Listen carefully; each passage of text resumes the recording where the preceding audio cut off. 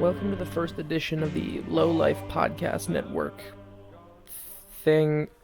It's on YouTube, so it's not really a podcast, but that's also kind of what it is. If you want to download it and put it on your iPhone, it's very, very easy. Something called Free Rapid can help you with that. It's very easy to download, and it pulls links from this video, which I believe should be unprotected and thus downloadable. Anyway, on this podcast thingy, I, Scout Tafoya, and a host of other amazing people will talk about movies, actors, criticism, and whatever else strikes our fancy in a given week.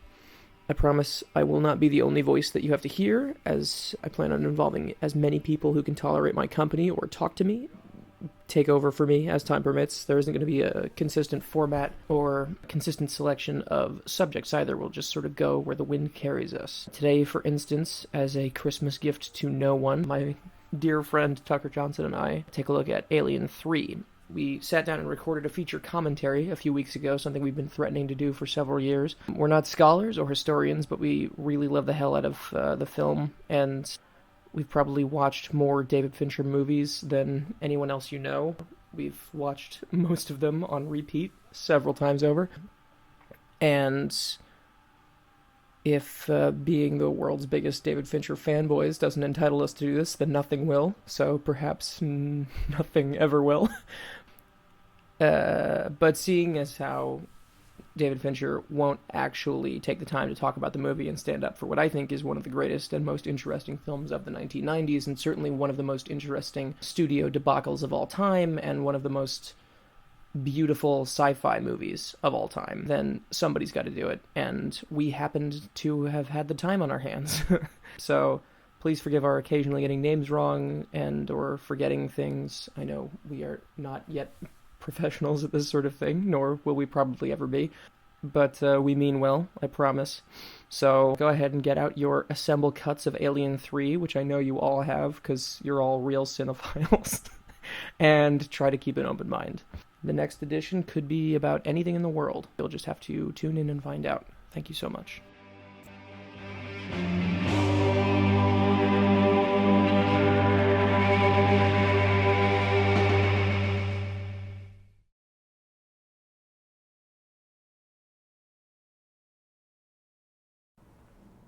Okay, so if you're joining us here for our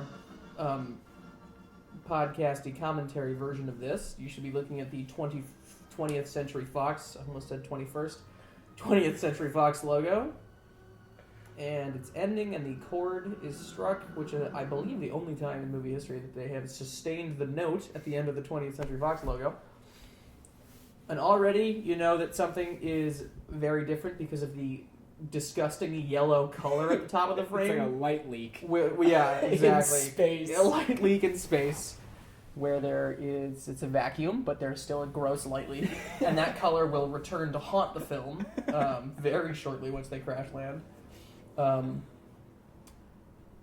Alien Cubed, as everyone called it. I don't understand why.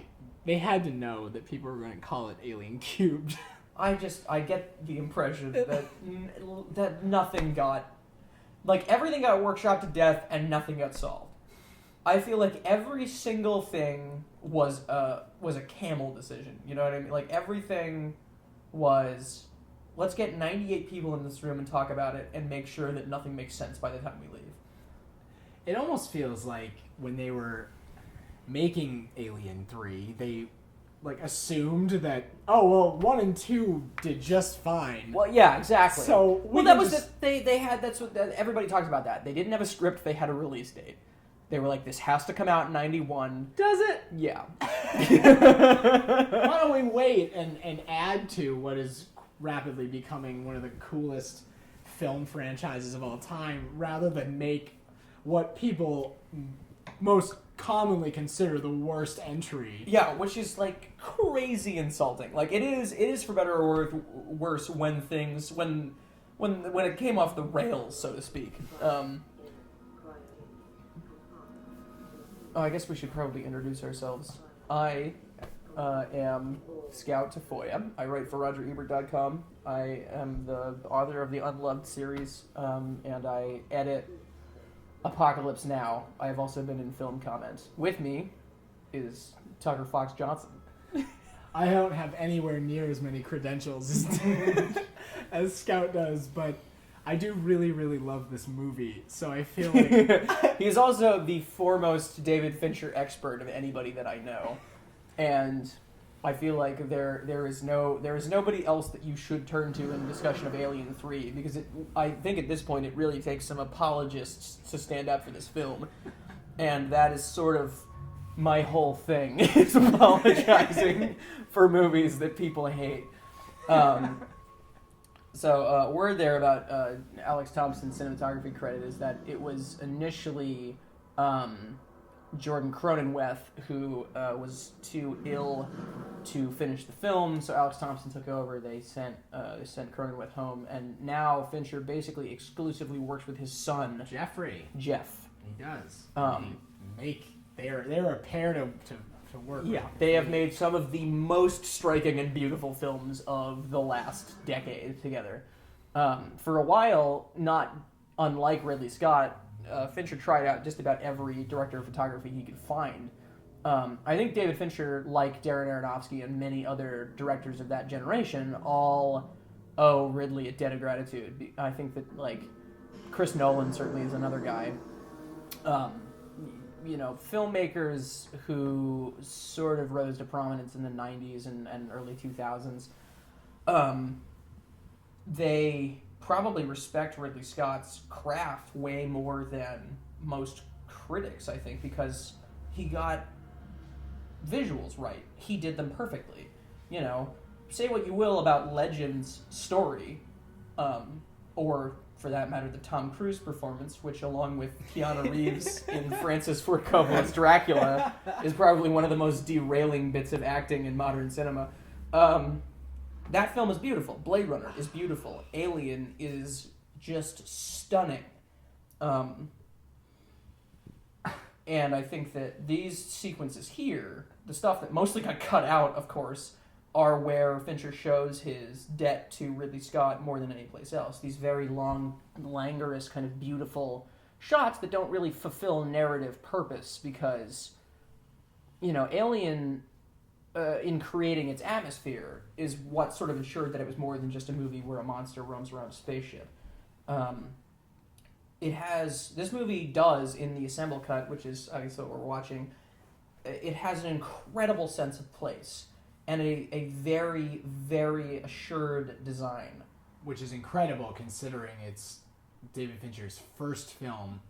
They handed him the third movie in one of the most, at least critically acclaimed series of all time. Not to mention, box office draw. I mean, those movies were huge. The only reason this movie got made is because the receipts. And to hand it to a rookie, for lack of a better word, just this guy's never done this before. Sure, let's give it to him. Yeah, he'll take studio notes just fine. It's amazing because even from the get-go, I mean, obviously there is so much Fincher in these shots. Yes. They're dark, they're moody, everything is disgusting. Mm-hmm. She's covered in oil and maggots and it's so graphic, but at the same time, it makes me...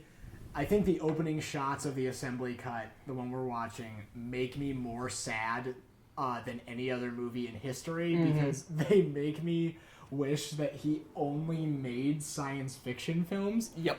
Because he is absolutely a filmmaker that has, unmatched attention to detail, whether it comes to production design or anything else. I mean, you look at movies like Seven and... Well, and that's another very interesting thing, is that this is the start of one phase of Fincher's career that I think probably around the time of, I want to say maybe Panic Room, he sort of gave up this kind of very grungy, grimy visual style for examining, what...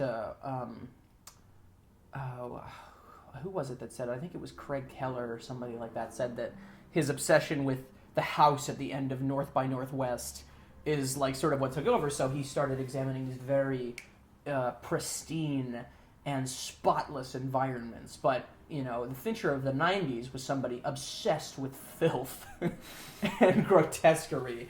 And you can see it in, like, every single decision. That's what kills me, is that and people who talk about how bad this movie is rarely, if ever, recognize just how much attention he paid to literally every detail.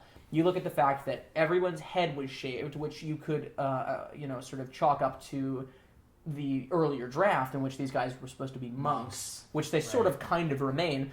But in another way, it's a way to show the knobbly, disgusting head shapes of all these men. Like, you're seeing this guy's head, Superintendent Aaron, I think it's Ralph Brown was his name, looking into the computer, and all you see is his disgusting big head. And he chose actors with very interesting and not at all conventionally, like, pleasing faces. Sigourney Weaver is an oasis of beauty in this place. Ordinarily she is one of many very, very appealing, attractive, imposing people, and but this is not at all a conventional blockbuster in that it very purposely is full of grotesques. This is actually the first time, I think, at least my own take in alien films, where I'm actually really worried about Sigourney Weaver, or rather Ellen Ripley. Like I can get through Alien and Aliens and kind of just be like, well, this chick's at some point gonna pick up a flamethrower, so everything's gonna be fine. But this movie, even from the get-go, where they just murder Newt in her sleep and just toss this woman onto this very, very odd planet. Like, it's a terrifying place to be. And so I don't even know how long it takes for the xenomorph to actually show up. Come on. What? Yeah. What?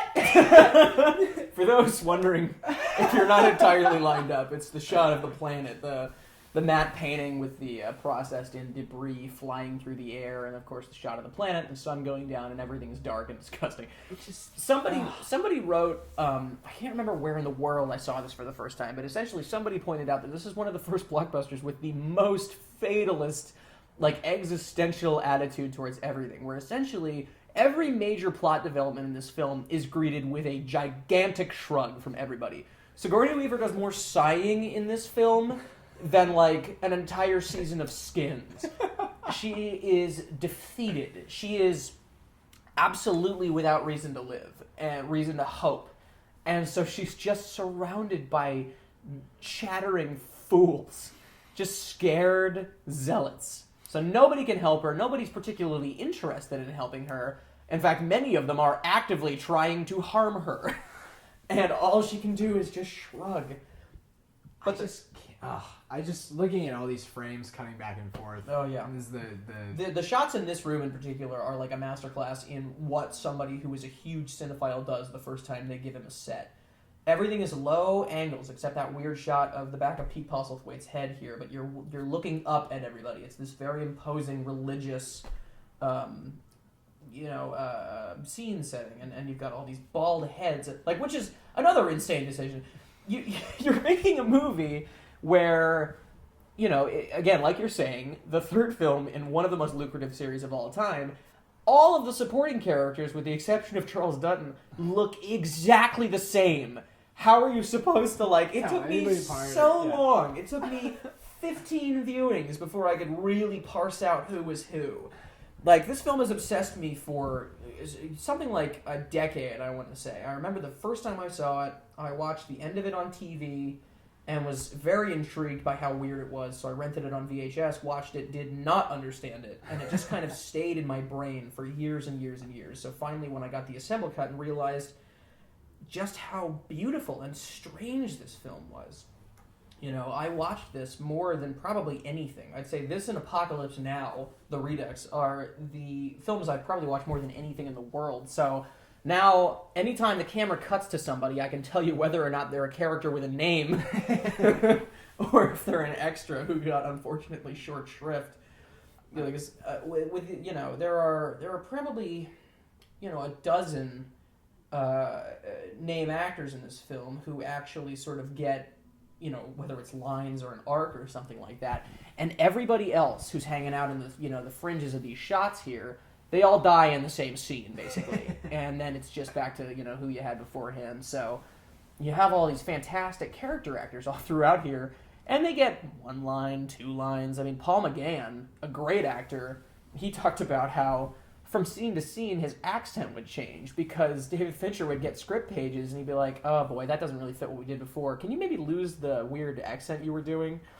And just like, an insanely hostile work environment. And it's shocking that the film is as coherent as it is, given that.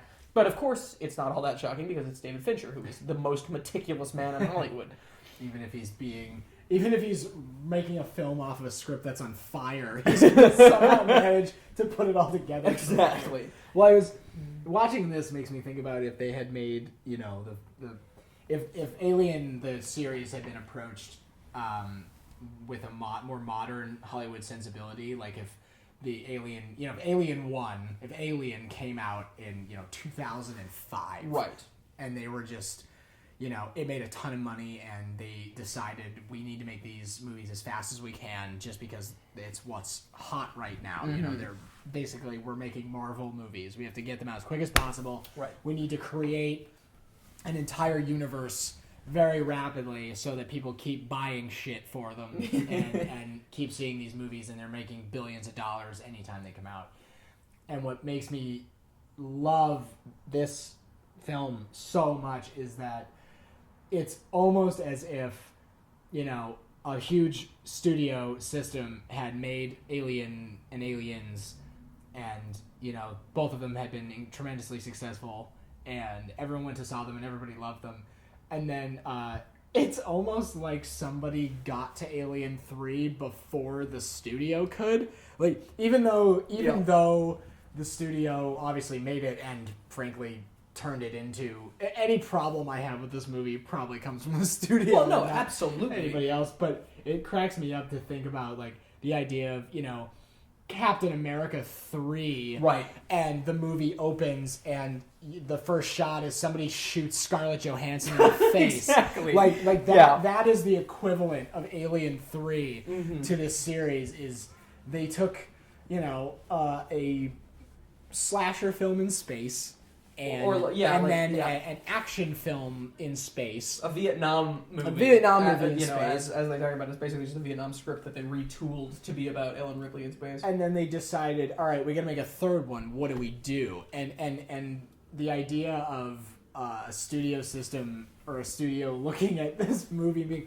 all right, how do we make Alien 3? What's new? What do we do different? and then just like there's one guy in the back of the conference room just writing down all the ideas he has. Well, how do we fucking kill everybody? Like, he just his wife just divorced him or something, and he's just at the end of his rope. This movie is at the end of its rope from start to finish. It is absolutely the portrayal of somebody on just a hair's breadth from giving up. She starts with very little reason to live, and then loses that, and then keeps going. No, and that's, from the production meeting accounts that I've, listened to, and I've read just about everything there is to read about this film. Apparently, in meetings, they're talking about the direction that the series should take and all this stuff, and Sigourney Weaver turns to Fincher, who at this point, he's in his 20s, I believe. He's probably just wearing like a loose-fitting t-shirt, maybe like a flannel over top of that. He's got short, kind of messy hair, and he's wearing sneakers. That's sort of the picture I have in this meeting. She turns to him and she says, "How do you picture Ripley?" And he thinks about it for a second and goes, "I don't know, bald." And I'm sure that he had thought about it, obviously, because from a production design standpoint, as David Cairns pointed out, and as that I later reported in the Love thing, there's a Joan of Arc sort of motif going on throughout this. There's a lot of the passion of Joan of Arc, and David Cairns, I think, was the first person to sort of find that and stand up for it.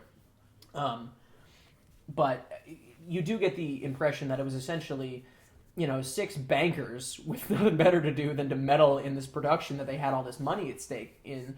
And then, the guy with the skateboard in the back of the classroom just arguing about the best direction for this juggernaut to go in.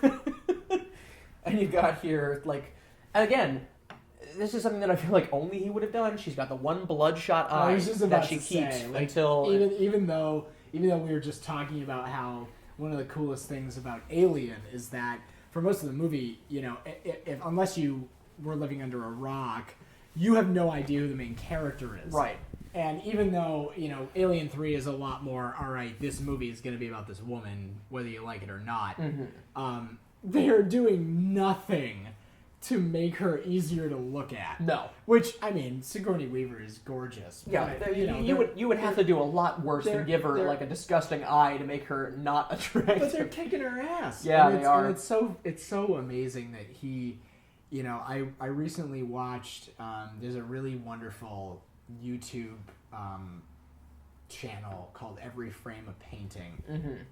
And the guy that does it, he recently actually did one on David Fincher, and he talks about how over the course of his career, even from his very first movie, he's shooting with the most objective camera in modern cinema, where he never uses hand cam. Even when the camera moves, it's still very stable and never shakes, and he's always looking at all of his characters. Even now, where Ellen is touching Newt more to believe that she's actually dead. Right. And the camera's still just kind of sitting there and letting it happen. It's not trembling. It's not doing anything. And it probably turned people off at the time, but there's a clinical aspect to this, very much so, that she's essentially performing an operation. What is this kind of masquerade that she goes there to sort of look at the body and have this moment of closure turns into an operation. It turns into this incredibly invasive, very unsentimental, autopsy sequence. I mean, the autopsy sequence that follows when Charles Dance grabs the saw and just starts cutting this beloved character open. 10-year-old girl. It couldn't be any more a statement of purpose that the man behind the camera does not care about your feelings, does not really care what you think about him by the time it's over. I remember my dad telling me, because he had seen this in an interview, and I think it ran in Empire or something like that at the time of the release, where Fincher, at very much the end of his rope, said, I made this movie for my friends. And that really, really bothered people. The idea that he took this thing and made it about his own desires, which of course means that he was sort of following his own muse rather than trying to make a movie that the fans of the first two movies could enjoy. And I just remember hearing that so much growing up. I made this for my friends, and that's why it's so depressing and dark and unyielding. It's pretty much a never-ending onslaught of depressing, she's settling all throughout this movie. She's settling, and she sort of gets the impression that at this point in her life, absolutely nothing is going to give her back what she lost. She was just a worker on a commercial mining ship. You know what I mean? Back on Earth, you'd have been gone for a few months, then you've gone home. But now that she's in space, all it took was a wrong turn, and now that's it. Everything that she knew is over. So you've taken somebody who was a fairly ordinary person, and you've made them, a completely unwilling and reluctant hero. And Sigourney Weaver manages to keep the characterization of Ellen Ripley consistent through 3 wildly different movies. That's one of the coolest things about the Alien series, is that every film is a completely different genre. Yeah. And is approached in a completely different way. But it's funny because I never even, when I was first shown the Alien films by a person who loved them, a friend of mine, he was showing me all of them, and we were watching through them, and I was enjoying them and laughing at them when mainly aliens, just like the Bill Paxton stuff. Oh yeah, and everything else. I was still really enjoying the movies, and I loved how very different they were, and how the approach was totally different. And I really wished that kind of thing were more common in bigger Hollywood franchises, where they actually let different directors make them and try different things, because why not? Exactly. It's cool to actually, rather than just have the story be a continuation, actually try something new. But I remember, getting to Alien 3, and he even warned me going into Alien 3. He's like, listen, this one's kind of different. You just, it's good, but you kind of got to bear with it. And I remember sitting there through the whole movie. I don't think I said anything. We just sat really quietly in his basement watching it for 2.5 hours. And he showed me the work print. The work print was the first one I saw. Yeah, there you go. And we finished it. And he was like, what do you think? And I was like, oh, that was the first one that actually made me feel anything. Yeah. Like, because, even though I adore the first two Alien films, this one, Alien 3, is the first one that actually, and I would honestly make this argument for a lot of David Fincher's movies, even though on paper they might sound silly, is that they're all very human movies. Like, he actually does take the time to approach even the most wild sort of situations. Gone Girl is pretty off the wall, and, and even something like Fight Club, which is insanity, or Benjamin Button, which is founded on utter nonsense. They're still addressing very, very real, that was human emotion and human things. So it's like this is the first movie in the franchise, in the Alien franchise, where it's like, oh, but now I actually know why I need to care about Ellen Ripley, not just like I'm watching her, try desperately to convince people of something or light some aliens on fire. Exactly. Like, no, I'm actually watching a woman who basically has taken on the role of a woman who's had a miscarriage or watched her own child die. Exactly. Well, that's Matt Zoller's sites basically said to me that the reason Alien 3 is so perfect and so kind of wonderfully of its time and evidence that we were sort of progressing is that it's a movie about a woman who desperately wants an abortion. And though nobody quite thinks of it on that terms, it's true. Like, she doesn't want the thing that's inside of her. And all these guys, all of these kind of giant, imposing men are just going to make it difficult. Here we go, chickens in cages. That's more proof of the ecosystem here, that they clearly have to eat these things to survive. God, the production design in this movie is unbelievable. Unbelievable. Like, even all the rails on the ceiling for the chains to move, or all the fucking blood on the walls because stuff. Of the this place looks so lived in and just occupied. It's rare to find a movie that actually really feels completely believable like this, especially a science fiction movie. Absolutely. I mean, even some of the great ones of the last, 10, 20 years, they don't have this attention to detail because they don't need to have it. I look at this, like you were saying right when we started this, is, this I actually completely think that Fincher owes to Ridley Scott and the team that worked on Alien and even Blade Runner. Yeah. Where Blade Runner was like one of the first, futuristic movies where everything was disgusting. Yep. look at the design here on the tiles and the wall. There's this kind of Art Deco thing going on. This kind of,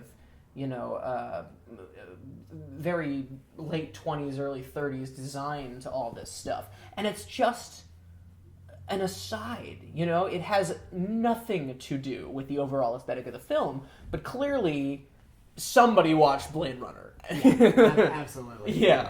And we were even, we watched a few sequences from the first Alien movie before putting this on, and we were, the comment that I'm remembering is, look at the coffee cups, where the camera is panning before you even meet any of the cast through the empty ship, and they're just showing you all of these super tiny details that don't matter at all to the premise of the movie, but they're selling you on it. They're making you believe that this is a ship that people live on and have to survive on, or have to do work on, or whatever. And and as you pan through here, again, it's the same thing. They had so much more work to do because the spaceship is contained. This is a gigantic lead foundry. The set of Alien 3 is nothing ludicrous, if not incredibly ambitious. Yeah, and the thing is, I'm sure that a lot of these environments were sort of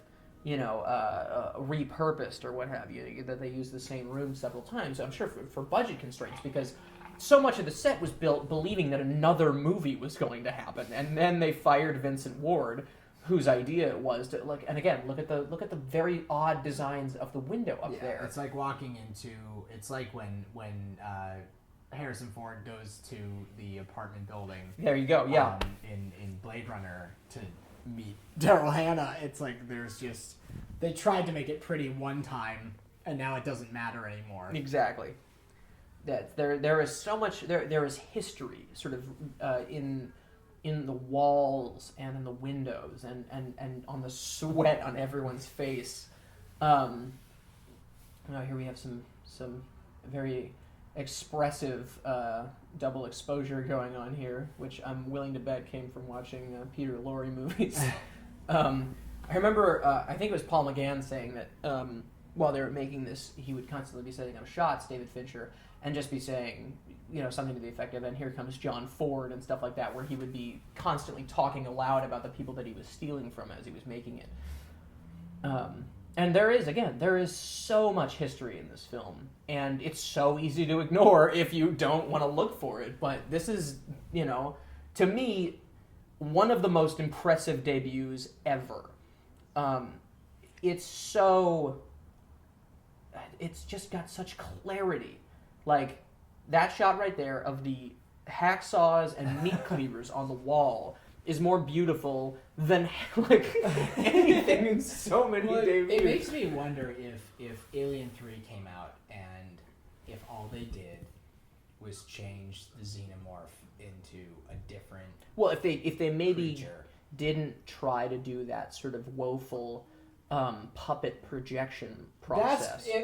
I'm guessing is a sticking point. Up for me in Alien 3, it's the fact that they tried to do a digital alien, especially because. Well, again, very important. There's only one digital shot in the whole film, and it's when the water makes its head crack open towards the end. The rest of this is a very strange process where they took a puppet and filmed it separately, and then tried to place it onto because they again. Oh, it's like superimposed. Well, yeah, exactly, because they didn't have the money for computer animation because at the time it was like crazy costly and ambitious. That alone is even extremely telling of David Fincher, who throughout his career has always been trying to kind of push forward. Exactly, you with look that at kind of thing. The shots in Panic Room that go through the walls and the through coffee the ceiling, and you're that. watching dust come off while they're hammering at the gas line and stuff. Like This is, by the way, one of the best creatures in the series. Well, the puppet, and that's what's so frustrating is when they do the puppet,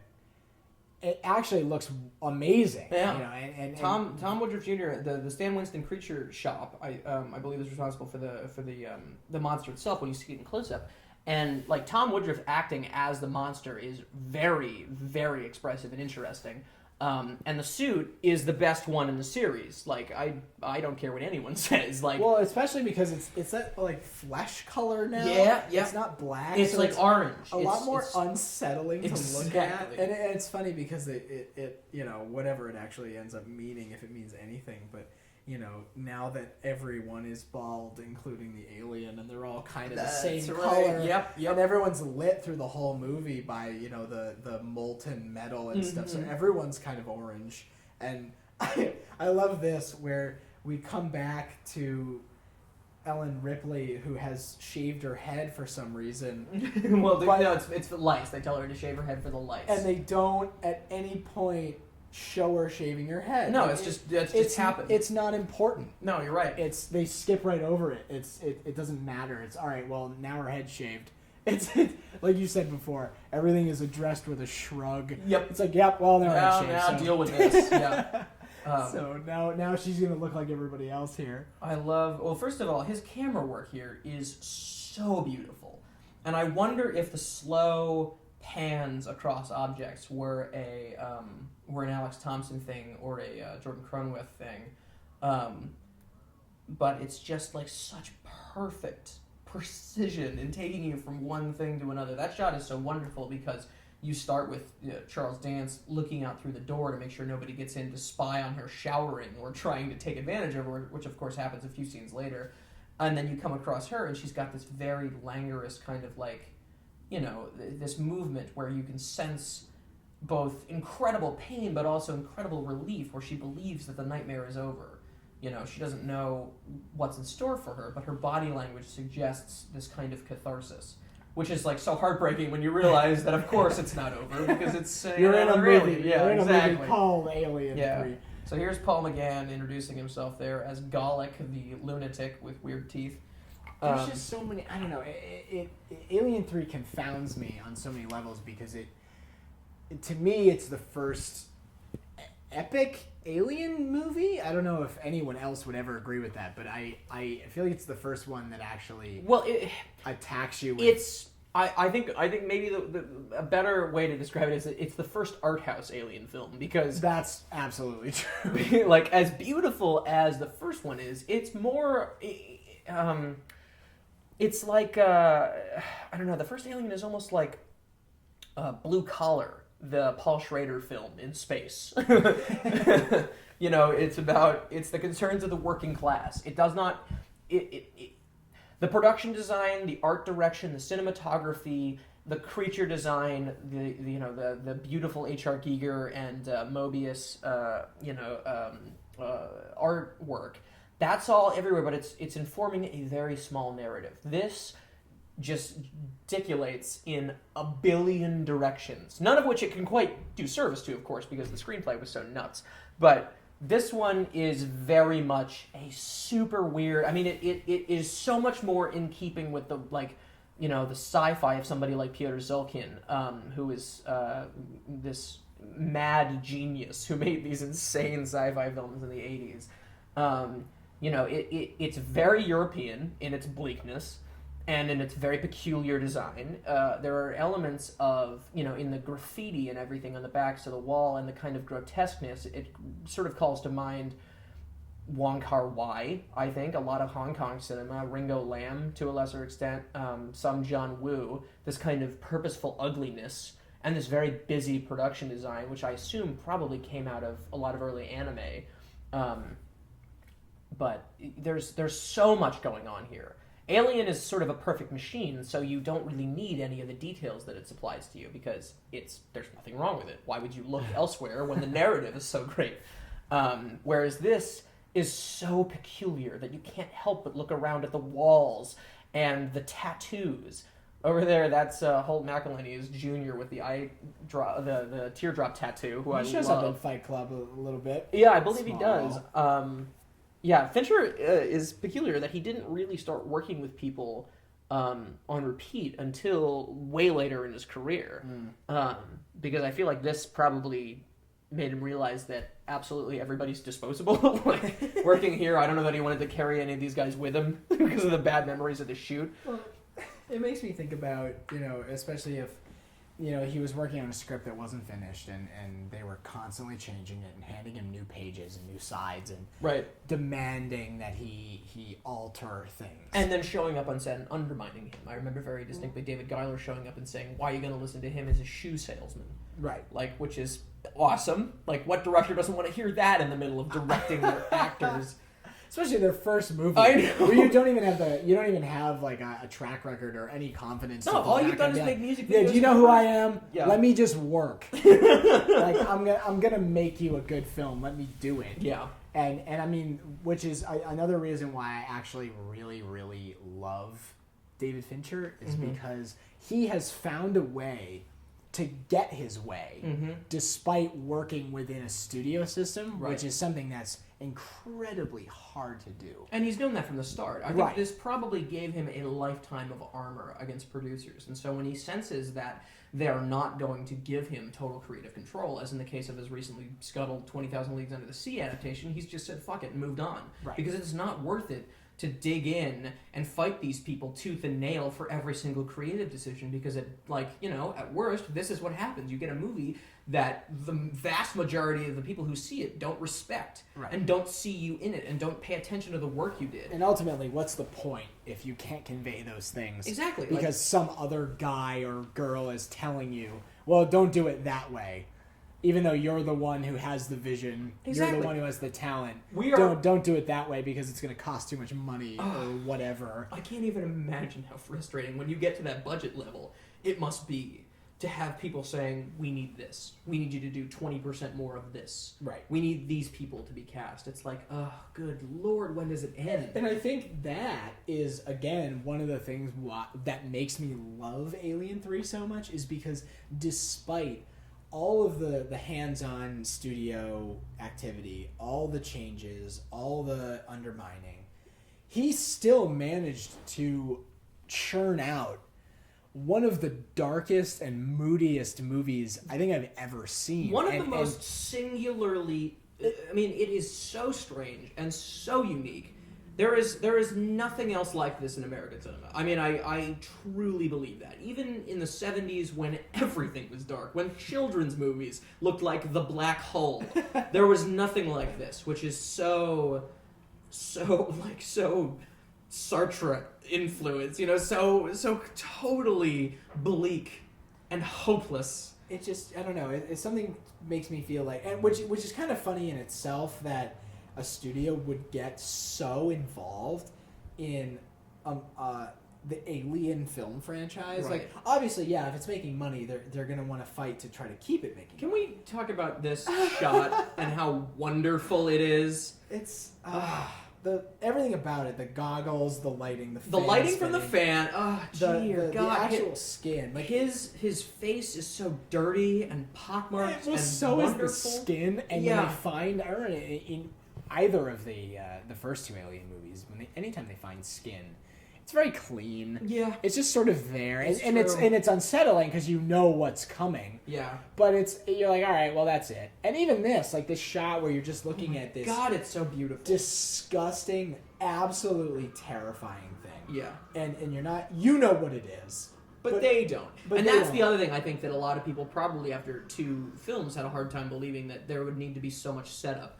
This movie is so patient. It's so slow. But that's what I mean. And I love that. Where I feel like if this movie came out, did not have the Alien 3 title on it, nothing to suggest. You're right. If they changed the creature design, if it was not an alien movie, in quotes, this would be so much more fun. And they just decided to be like, all right, you know what? We're gonna make. Hey, we liked Alien, so we're gonna try to make something else. If they had called this Galaxy of Terror 2, right? Who gives a shit with the title? Like, exactly. We're gonna call it whatever we want, and we're gonna redesign the creature a little bit off the Geiger stuff, right? And make an original creature.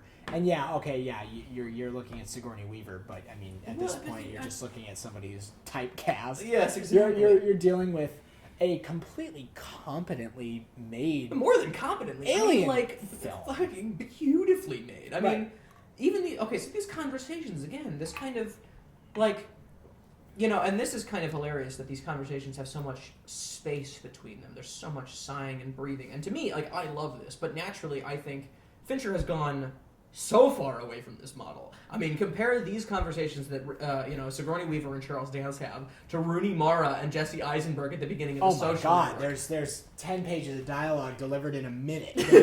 They are on fire. Exactly, and I feel like maybe some of that is still his kind of railing against his parents, so to speak. Well, I even noticed that in Dragon Tattoo. Dragon Tattoo, especially, and it cracked me up because I remember going into Dragon Tattoo being like, all right, this movie is actually up against it, because by the point where Dragon Tattoo was finally made, it was already a worldwide phenomenon. Well, yeah, Americans had all read the books, and a lot of Americans, despite typical American movie behavior, had actually watched all three of them, all of the foreign versions. So they had taken the time, they had dealt with the subtitles, they had watched the movie, so they knew the plot. So then that's when... Yeah, the American movie had very little to gain. Right. And yet, it's better than all three of them. It is. It's because, I mean, obviously you've got David Fincher helming it, so he's going to take the time.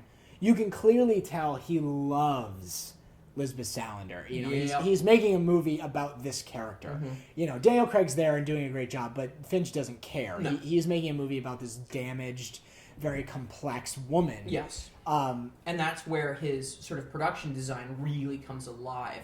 Right. The stuff with Daniel Craig does not nearly have the attention to framing and to the grotesque details. I mean, he puts more into the apartment that Daniel Craig comes and finds Rooney Mara in than he does to any of the environment that Daniel Craig himself occupies. Right. It's not important to him. No, not at all. And again, so that's just, very important that Elizabeth Salander is essentially kind of teenaged cyberpunk Ellen Ripley in a lot of ways. Absolutely. So Alien 3 haunts his career in a lot of very important ways. No matter what. Well, the reason I even brought up Dragon Tattoo is because, like Social Network, and it's definitely something it was a lesson he learned and carried through, is he had to get through the plot. Right. And, because he knew most of the audience probably already knew it. Right. And so if you go back and look at Dragon Tattoo, Fincher's Dragon Tattoo, right, the backstory is delivered so quickly. Like, so much of the dialogue is it's that whole Christopher Plummer monologue. He's just like... through. It's the fastest thing in the world. Absolutely, because he doesn't care. Right, because you know what? This doesn't actually matter. I'm assuming you all know what I'm talking about. You've all seen the movie already, right? You've all read the book. Who cares? And he's like, but that's not even why I'm making this. No, because he's doing it as an exercise. And that's like, yeah, absolutely. Here, I'm gonna detour briefly to talk about... Vincenzo Nicolai in the background of this scene plays the guy who I assume is like the prison janitor, and he's got some very peculiar Jude, they call him. Vincenzo Nicolai is like a beautifully hideous person. You can see him for a minute in The Dark Knight, but there's a running joke throughout this whole thing, which again speaks to the kind of Fincherian detail here, is that after everyone is murdered, Jude shows up with a mop and a bucket to clean up their guts. One of the most morbid comedic directors out there. It's such perfect black humor, because literally every time there's a murder, he just shows up to mop up the blood, which is so perfect because of course you would. You're in a prison planet, 1 billion miles from home. We have to keep it clean. Exactly, and it's so perfect because that's like, and it's such a great like little studio comment moment where it's like, the world is falling apart, and you guys are worried about what viewers in Idaho are gonna think about this movie. You know what I mean? It's like, Harvey Weinstein's thing about the reason that he was gonna re-edit Snowpiercer was so that people in Oklahoma would understand it, and it's like, dude, no, you're wrong.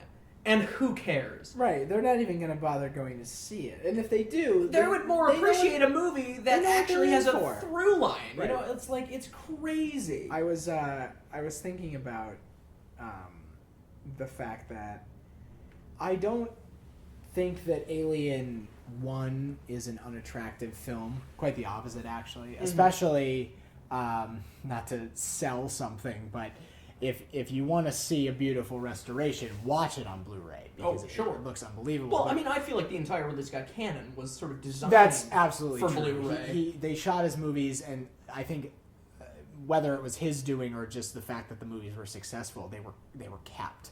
So they were easily restored. They weren't having to do obscene amounts of restoration on his movies because they were forgotten. Yeah, meanwhile, you can so tell watching this, first of all, the sound got compromised in the scenes that vanished because they add this steam effect whenever there's dialogue that got cut out of the first one. When Charles Dance first shows up with Ripley in the whatever that weird sauna is, he says, there's an EEV down by the beach. There's this to obscure his dialogue because clearly they lost the element. Right, they couldn't process it properly. Exactly. Whatever. But what makes me love this movie so much more is, and I guess it kind of goes along with what you were saying about this being kind of the first art house alien film, is like look at that! Look at that! They bothered to use a tenth of the screen for an image, and it's so striking and powerful, and it's just a couple of guys walking through a door. Like, it's not even like an important moment in the movie. No, it's not at all. But of course, that's what matters to him, is that this stuff, which may or may not serve a narrative function, should be something that you walk away, that you remember. And the thing about the three men in the basement now going to do their job, and this is kind of also perfectly Fincher, they never explain what they're doing down there. I have no clue why they're in the basement to go down there to get killed. But it doesn't matter. It doesn't matter. It doesn't It's matter. a horror movie, sort of.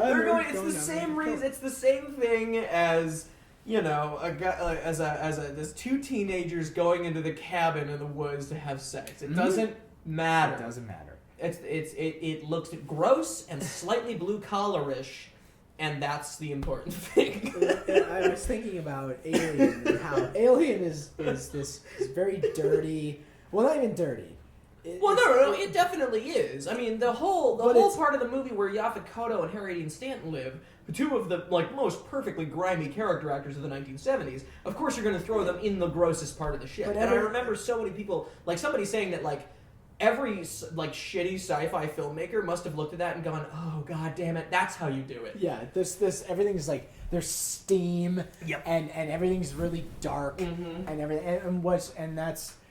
I think, I mean, as much as Cameron had to kind of piggyback it when doing Aliens, right? Yeah. But Aliens almost feels like you're watching it through tracing paper. You're watching a movie where everything seems kind of fuzzy, and for whatever reason, maybe it wasn't kept up as well, or. They're adding all of those kind of weird, very James Cameron lightning effects and like all these weird things that he did to make it his own movie, but at the same time, it doesn't look quite as pretty as Alien did. Well, no, I think that James Cameron has always been the blue-collar cyberpunk dude. Yeah.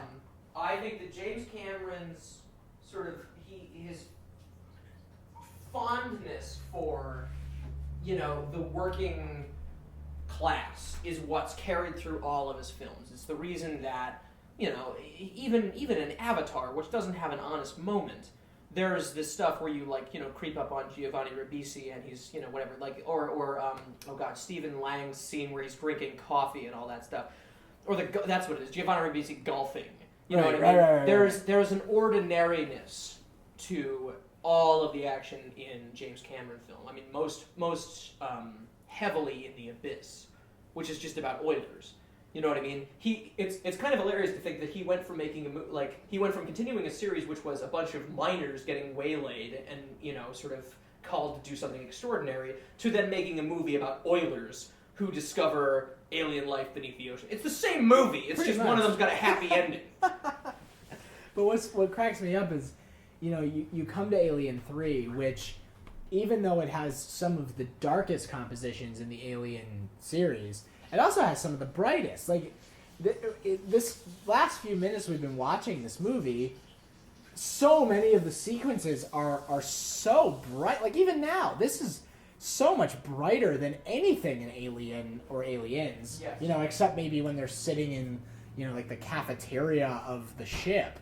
Of the Nostromo, like where everything is just white walls and lighting. Anyway, there's so much lighting in it, which is funny because that's also very David Fincher. He loves creating a mood with dim or dark lighting. I love look in the back here. These Chinese letters. I assume they're Chinese. I apologize if they're actually Japanese. They're everywhere throughout the production design. Yeah. But no, you're absolutely right. The brightness here, where you can see the very perfect detail on the bag rippling in the wind there. I think what he likes is, when he likes the odd moment of contrast. You think about the scene where Michael Douglas wakes up in the desert in the game, and everything's very bright, for the first time in the whole film. Because it sort of gives you an appreciation for the changes that people go through. The whole point of the game is to take somebody out of their brightly lit corporate world and plunge them into the worst depths of their own, psyche. Which, of course, means taking them to the darkest places in the city, whatever fake city that takes place in. But even, to step aside from cinematography for a second, we're about to watch Ellen Ripley get raped. Yes. Which I don't think is ever something I even considered in the first two Alien movies. Like, well, no, if she's in danger, it's either okay. This is the thing too, is that Fincher recognizes that just as big a threat to her as the creature itself is all of the men she is now trapped with, right, on this prison planet. Which is another way of saying that this is the first Alien film to treat her like a woman, right, as opposed to just one of the guys, an alien, and then a mother. Which is ironic considering she looks like everybody else. Well, that's what's so great is they sort of desexualize her, but even here, in, the last prison in space, that counts for something. Like, let me take a second here to talk about how much I love these costumes that they've got them in. I love, I think it's Rains is this fella's name, the character anyway, with this weird dog-ear hat. I love that. Well, I love, like, the whole visual style of this movie, I said it earlier, makes me want for another David Fincher science fiction film. Exactly, which is why the 20,000 Leagues is such a heartbreaking thing, because good lord, can you imagine? It would have been this. It would be. Because it would be a submarine, it would be dank and disgusting. It would be no windows, it would be all these guys who are very dirty and wearing clothes that they needed because of the job they were doing and not because it was fashionable or because it looked good on camera. And, luckily enough, all of these things do look good on camera. But it's insanity to think that somebody who you can watch a film like this and go, this is something that is so inside of this filmmaker's wheelhouse. And he might never do it again. Exactly. Because either he's afraid to do it again because he's been spurned. Right. Or just no one's going to let him do it. Well, and the very interesting thing is that though he has never returned to outright sci-fi, there has been a sense of a bendable reality in just about everything that he's done, with the exception, I guess, of Zodiac. You look at Gone Girl. Gone Girl is ludicrous in so many ways. Benjamin Button, again, that's a sci-fi premise, but it's couched in Americana and this kind of, New Orleans-y, folksy nostalgia, so it doesn't seem like sci-fi. Right, it just seems far-fetched. It's like a tall tale. Right. Or The Game. The Game is a sci-fi plot, but it's people doing it, so it doesn't seem like sci-fi. Well, we had this conversation, I think a couple of years ago at this point, where we were talking about how Fincher's success is that he makes the most off-the-wall films in the world, but manages to ground them just enough in reality. Exactly. Like even Panic Room. Yeah. A movie that is, what many people call like one of the most like competently made B movies ever made. Right. It's still just it's a film where the plot is kind of ludicrous. Yeah. The well, way I mean, that it's like it's an insane thing to base a movie around. Right. And it really took confidence, I think, to pull that off. We're like, what's this movie about? What's about a woman in a room that she happens to have when some people come looking for her stuff? Also, her daughter is diabetic. Right. Like there's yeah, exactly. It's but one it's all contrivance after another, but it all works. But he somehow manages to make all those things work. I mean, you look at like Seven. Like Seven is nonsense. Seven could be any cop movie ever made. Right. Seven could be. It's basically Dirty Harry, but a buddy cop movie. It could be, but Dirty Harry. It could be a week of Law and Order. Like it doesn't matter. Exactly. But because of his attention to detail, because of his production design, because he cares about the look, because he cares about the way it looks and feels, Seven emerges as, rather than just being some generic, it's I think about, for some reason, my go-to like bullshit cop movie is Untraceable. like that's Untraceable. Two cops versus the internet. But that's what I mean. Like Seven could have just as easily been Untraceable in somebody else's hands. Precisely. But because somebody who was, and it's funny because on the Seven, look at this. Yeah. No, this, by the way, with Leon Herbert had that. They just killed him. He was Boggs. Had a cross tattoo on his head that I love. That's a perfect detail. But that's the best puppet in the series. That's the best puppet in the series, and it's absolutely terrifying. And it looks so real, and it's just covered in blood. Oh, it's horrifying. Yeah, we're saying puppet. I guess that Tom Woodruff Jr. is in that suit. It's a fella in a suit. It's a gentleman in a suit. But again, that is a tradition that has been around forever. A guy in a suit is the foundation of sci-fi. Right. Like, at least as far as American sci-fi. I don't mean to undersell the contribution of Fritz Lang in any sense. But, I mean, there's even something to be made for Hell in Metropolis. That's a lady in a robot suit.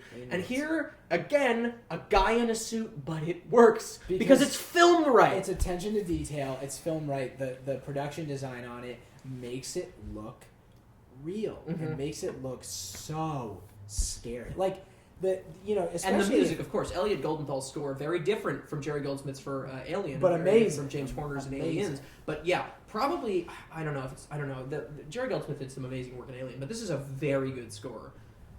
And a lot of why this movie works. But his attention to detail, yes, and making sure that everything in frame is believable. Right. Despite the fact that you're watching a movie about a space alien. Here we go. And the thing is, okay, so you look at this environment. That's here. the most Fincher shot Ever. Yeah. Just this. That's Niall Buggy, who has been in movies for a very long time. He was in Zardos in '74 as one of Sean Connery's madcap guides through the crazy afterlife, and he most recently actually just appeared in Mr. Turner as Mr. Carew, I believe, one of the painters at the opening that he goes to. Anyway, he's fabulous. He doesn't get enough to do here, but then nobody does because there are 400 characters and not enough screen time. And I love this too. If you're going to bring somebody back, make sure they're as gross as possible. You're going to bring back Lance Henriksen, cover him in dirt, and have him leaking weird fluids. The android blood. Yeah, the white android blood. Yeah, I mean, it makes me think about. Alien 3 makes me think about Prometheus. Oh yeah. It's like if Prometheus came out and no one at any point was like, oh, by the way, this is an alien movie. Right.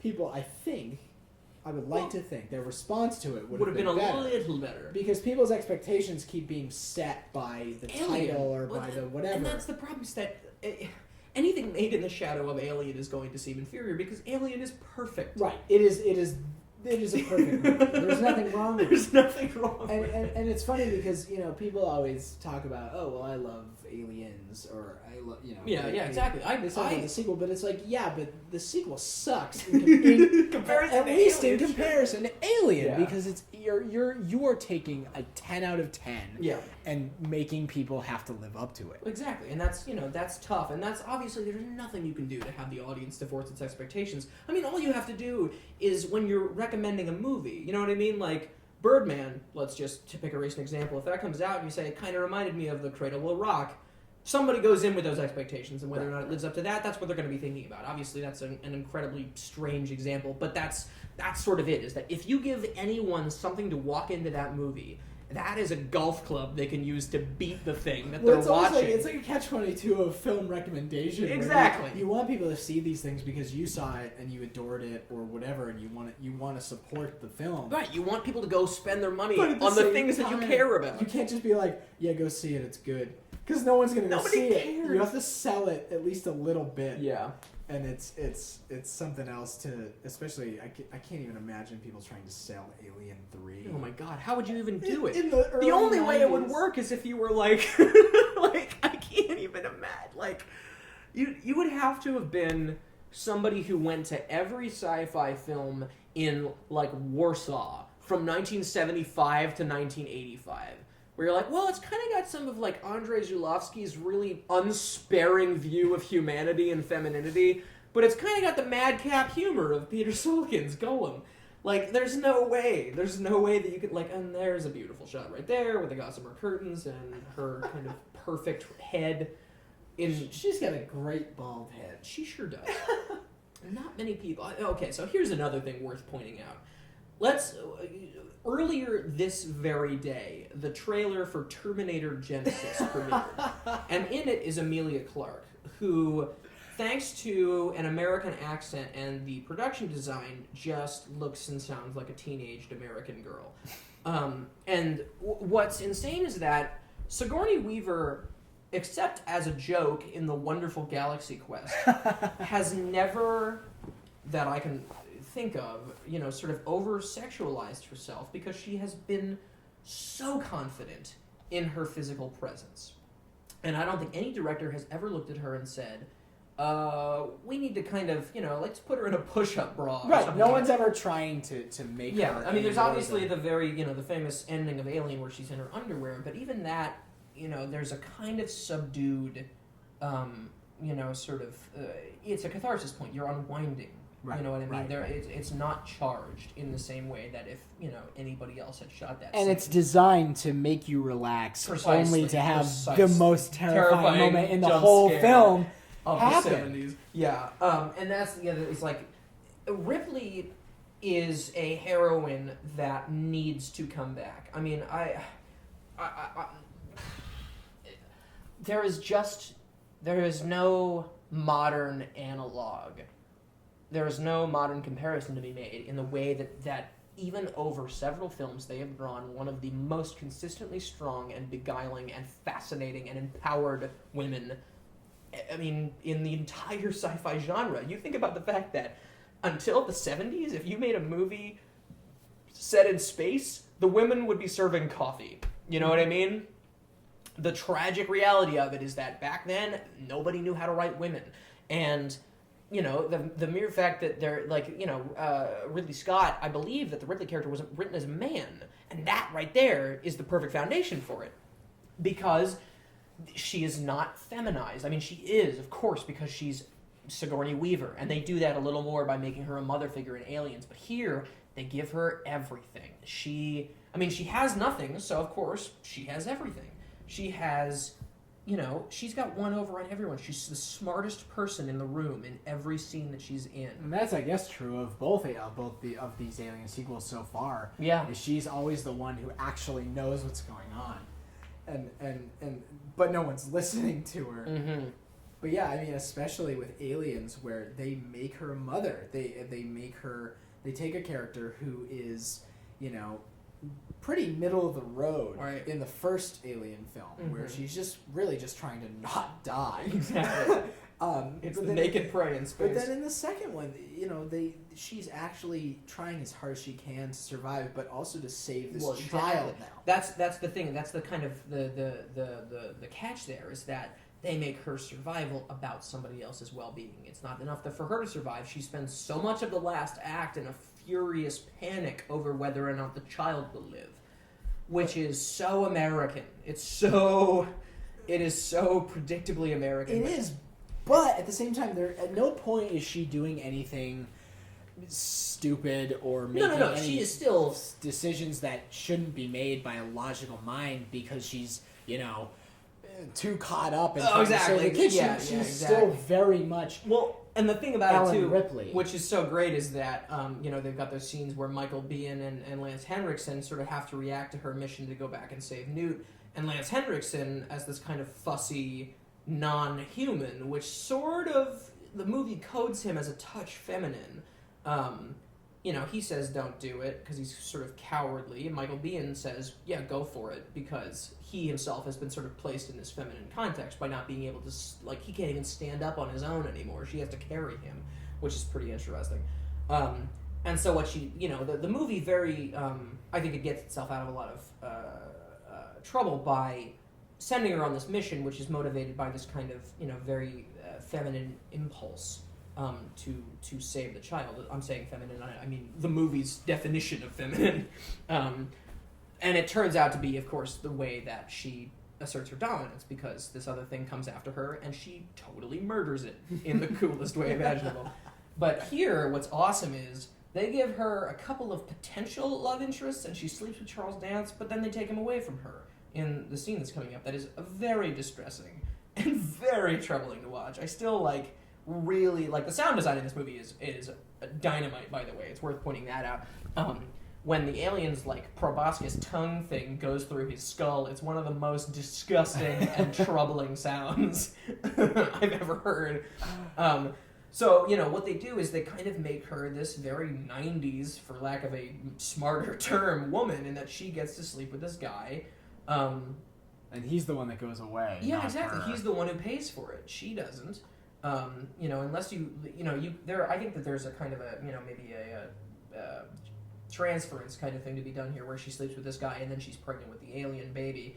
But it's, you know, it's the kind of thing where the father's rescinding responsibility. The father's not around. The father is a monster. So, you know, they don't saddle her with anybody. They don't make her pick a guy. You know, she repeatedly asks for mercy from these people, and they won't give it to her because they need her for something. And it's not sex, but it sort of kind of is, because what they're asking her to do is play mother to this monster that's down there killing everybody. It's a very, very loaded, subtextual, I don't. There's so many layers to this thing. Well, nobody that's cares. why this movie is so amazing. Is there's so much going on at all times. There's so much to think about in a way that there's not in Alien and Aliens. Exactly. They're both brilliant, but completely straightforward. Well, they're you know, okay, so Alien is basically like a beautiful piece of Renaissance art. That's sort of the way that I've always thought of Ridley Scott as like the court painter of Hollywood. Whereas David Fincher is like he's like taking textbooks and psychology and he's just tearing them apart and seeing where the pieces land. He's going through these paintings and he's cutting them up with a box cutter and he's pasting them where he needs them to be. You know, he's a collagist in many ways. If you're wondering why occasionally our voices get softer, it's because we're going to the other room to refill our drinks. Okay, here's that beautiful shot of the bed being pressed down by the alien, which it was interesting that they hint at its weight being great here, because it's birthed from the buffalo, so I assume it's massive and it must be heavier for having the sulfuric acid for blood here. Here are these weird shots that he tried out, where occasionally they're not fisheye. Forgive me for not knowing the lens. I really should, but occasionally things are very distorted and close by. And there it is behind the curtain, beautiful, terrifying. Ugh. And thus exeunt Charles Dance.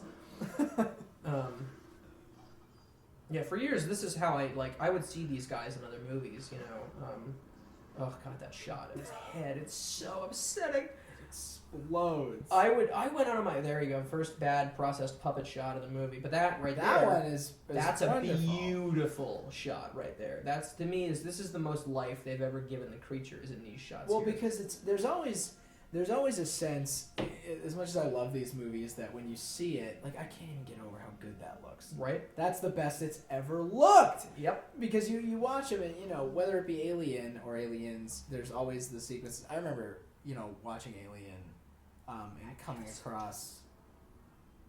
across the shot of when Tom Skerritt finally dies. And the thing leaps at him. And it kind of opens its arms. And I love the movie. Well, but it's kind of silly. Well, I think that the thing here, these shots of everybody praying is great, and then Charles Dance yelling at everyone, or Charles Dutton rather. But the thing about the Alien movie is that they understood that it was much the same as the Jaws shark. The shark is not working, so let's film it in as low light as possible. There's that great kind of bewitching shot towards the end when it's attacking Parker and Lambert. It's kind of doing this very sort of balletic movement across the floor. It's not natural and it works because it's so strange, but really what you're looking at is a dude in a suit. You're looking at a dude in a suit. And the same goes in Aliens, which the only thing is that they're jumping and they're hopping and they're fast, but they're very obviously cheaper versions of the same suit. Here, it's all about the grossness. It's all about the tactile, disgusting moisture, all the fluid running up its and that face. is what Fincher brought to this movie. Well, it's actually the Absolutely first time anything. too that even if it is someone in a suit, it doesn't look like it a lot of the time. So it's when the motion is so perfect. I think Tom Woodruff, as the actor behind the suit, it reminds me a lot of David Prowse. Before he was Darth Vader, he was in one of Hammer Films' final movies before they collapsed the first time, Frankenstein and the Monster from Hell. He's in a terrible suit as this kind of proto-man, but you can tell that he's really trying to get some acting, underneath this horrible suit. And Tom Woodruff is blessed with a suit that allows for maximum mobility. There's a great shot in the very confusing end sequence in the lead works where he turns around very quickly, and that is very much in line with the kind of animal. Oh, there's a little hair in the gate there. It's very much in line with the animal nature of the thing, and I think that in Aliens they don't quite respect the fact that these are wild animals. There's a little too much calculation to some of the movement. I think about the scene where Ridley crawls into the nest, and the aliens kind of come out of the wall to watch her, and the Queen sort of calms them. I sort of reject that kind of coordination from monsters like this.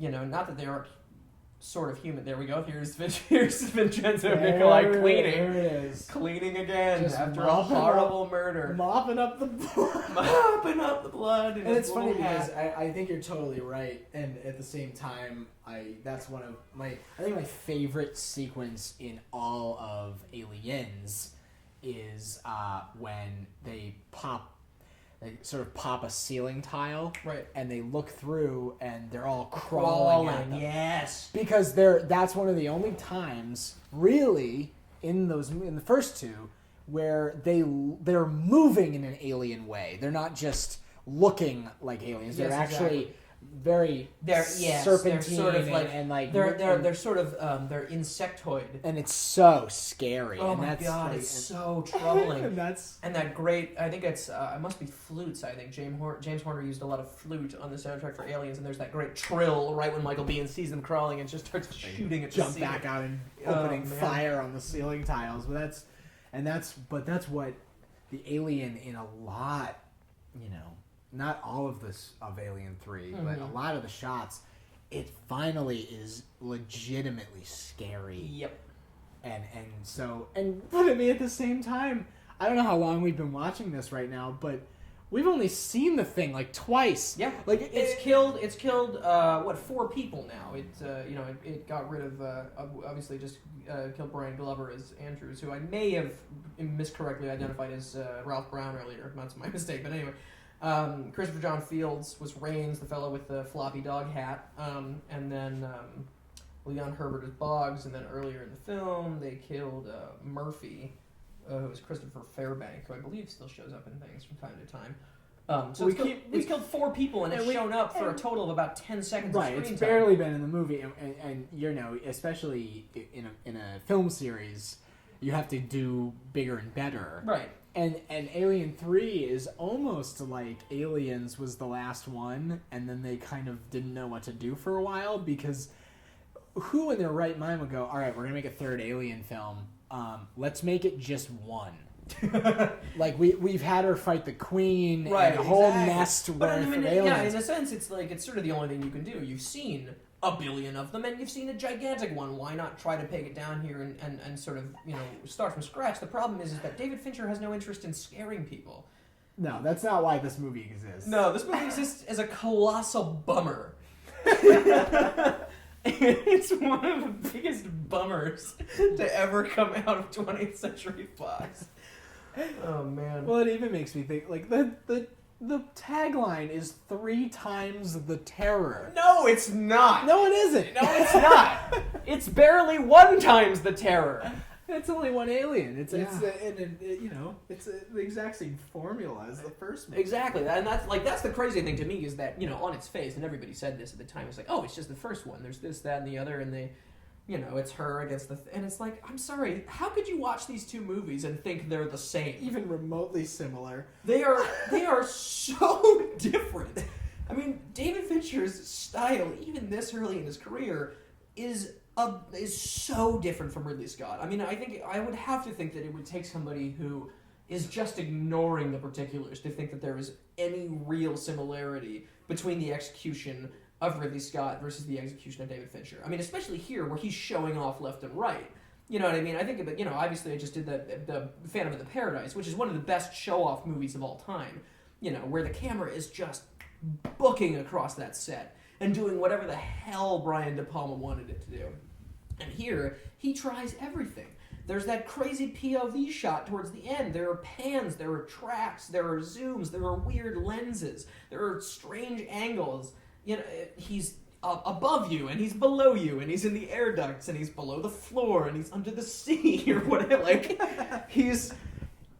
Every single thing he could have tried, he did, and it doesn't ever feel distracting, except I would argue in those few scenes with a very strange, distorted lens. It'll happen again in a moment when they drop that weird detonator stick natch thing on the floor, and there's that shot of it slowly hitting the ground, which will come up soon when they hatch their disastrous explosives plan.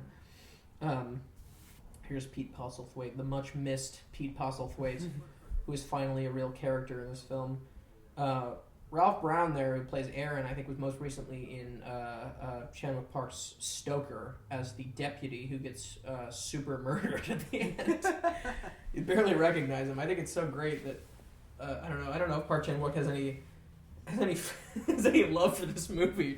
I kind of assume that if you're going to hire these guys, with the exception maybe of Pete Postlethwaite, you're sort of hiring them because you like this movie, but maybe I'm being... Hey, I saw you in Alien 3. Yeah, I mean, that's what I would... I mean, I would hire all of these people, if I had money and they had... I would ask every single one of them because they all have such brilliant faces and they're all so expressive. I mean, poor Pete Postlethwaite was never bad in anything. He was always great, and it's so funny that after watching him play character roles for so long, I went back and watched him in The Lost World, where he plays this alpha male hunter. I was like, man, that's insane that was the first thing I saw him do, like, and believed him, because that's not the character he usually played. But of course, he could do anything because he was a genius. I just don't. I don't know. I'm noticing more and more as we watch this that every shot is if they're not doing like this silhouetted right sequence from Full Metal Jacket, Do not jaws. they're doing these sequences where no one's really moving. Everything is very like tableau, almost, where characters are sitting. The color is very very strong, whether it be blue or orange or whatever color they want to do, and things aren't moving. Like it's almost as if Finch only let like one character move per shot, or per frame. Especially earlier on, where you're seeing all the prisoners standing around in that big multi-tiered area. Every single composition, only one person moves. Right. And it's the kind of thing where, like, I would be so fine with having, posters or paintings of almost every shot in this movie. I mean, you look at these things, these sort of montage shots, where all you're meant to do is suggest acting. He's still putting so much work into this. Right. I mean, the whole movie is, to me, cribbed from like Goya or William Blake, or just like lots of Bosch. These very visceral shots where nothing even needs to move. Mm-hmm. Like you're watching a movie, but you could just be watching stills over and over and over for 2.5 hours. Absolutely, and it would be fine. Well, and I think there's a kind of a lazy shorthand in a lot of writing where you say like every frame of this you could hang it on the wall, and while I don't know that that's necessarily true. I mean, you look at something like, that has beautiful detail and very excellent use of the rule of thirds there. I wouldn't necessarily want it on my wall. Right. But it's not every frame. It's not every frame, but there's like, I mean, look at so there's the potential there where you start with Pete Postlethwaite, you come back and they planned the drip, like, and they're right there. There's action. It's very much feels like, he's taking a kind of Soviet montage approach to absolutely. There's momentum. There's constant momentum. It's almost like I don't actually know Fincher's history in terms and of, there he is in the background again, like you're saying, one like there's foreground and there's background. The alien at the top of the tower here, this poor bastard's about to come to a terrible end. But I don't know Fincher's history in terms of his education or anything like that. But I do know that the Alien 3 feels like somebody who just came out of film school, not because of it's unsure of itself or it's amateur. Well, no, because it's so loaded with influences. But it's so loaded with influences that it's just he wanted to get out everything that he loved. Well, I remember we talked to Joe Swanberg years and years ago, and I'll never forget him saying that his take on film school is it's where you go to get all your bad ideas out of your system. And that this feels very much like, his music video work. He got to like play around with, form a little bit, and now he just had all these tricks and all this stuff that he loved. He had a grab bag of influences, and he was just like, let's try it all. What's so interesting is that even in a movie that he's making where he is creating this hodgepodge of influences and things that he loves and things that he wants to try, none of them pull you out of the film. Well, no, because it's not like Brian De Palma pushing a baby carriage down a train station stairway where you're like, oh, well, that's just Potemkin.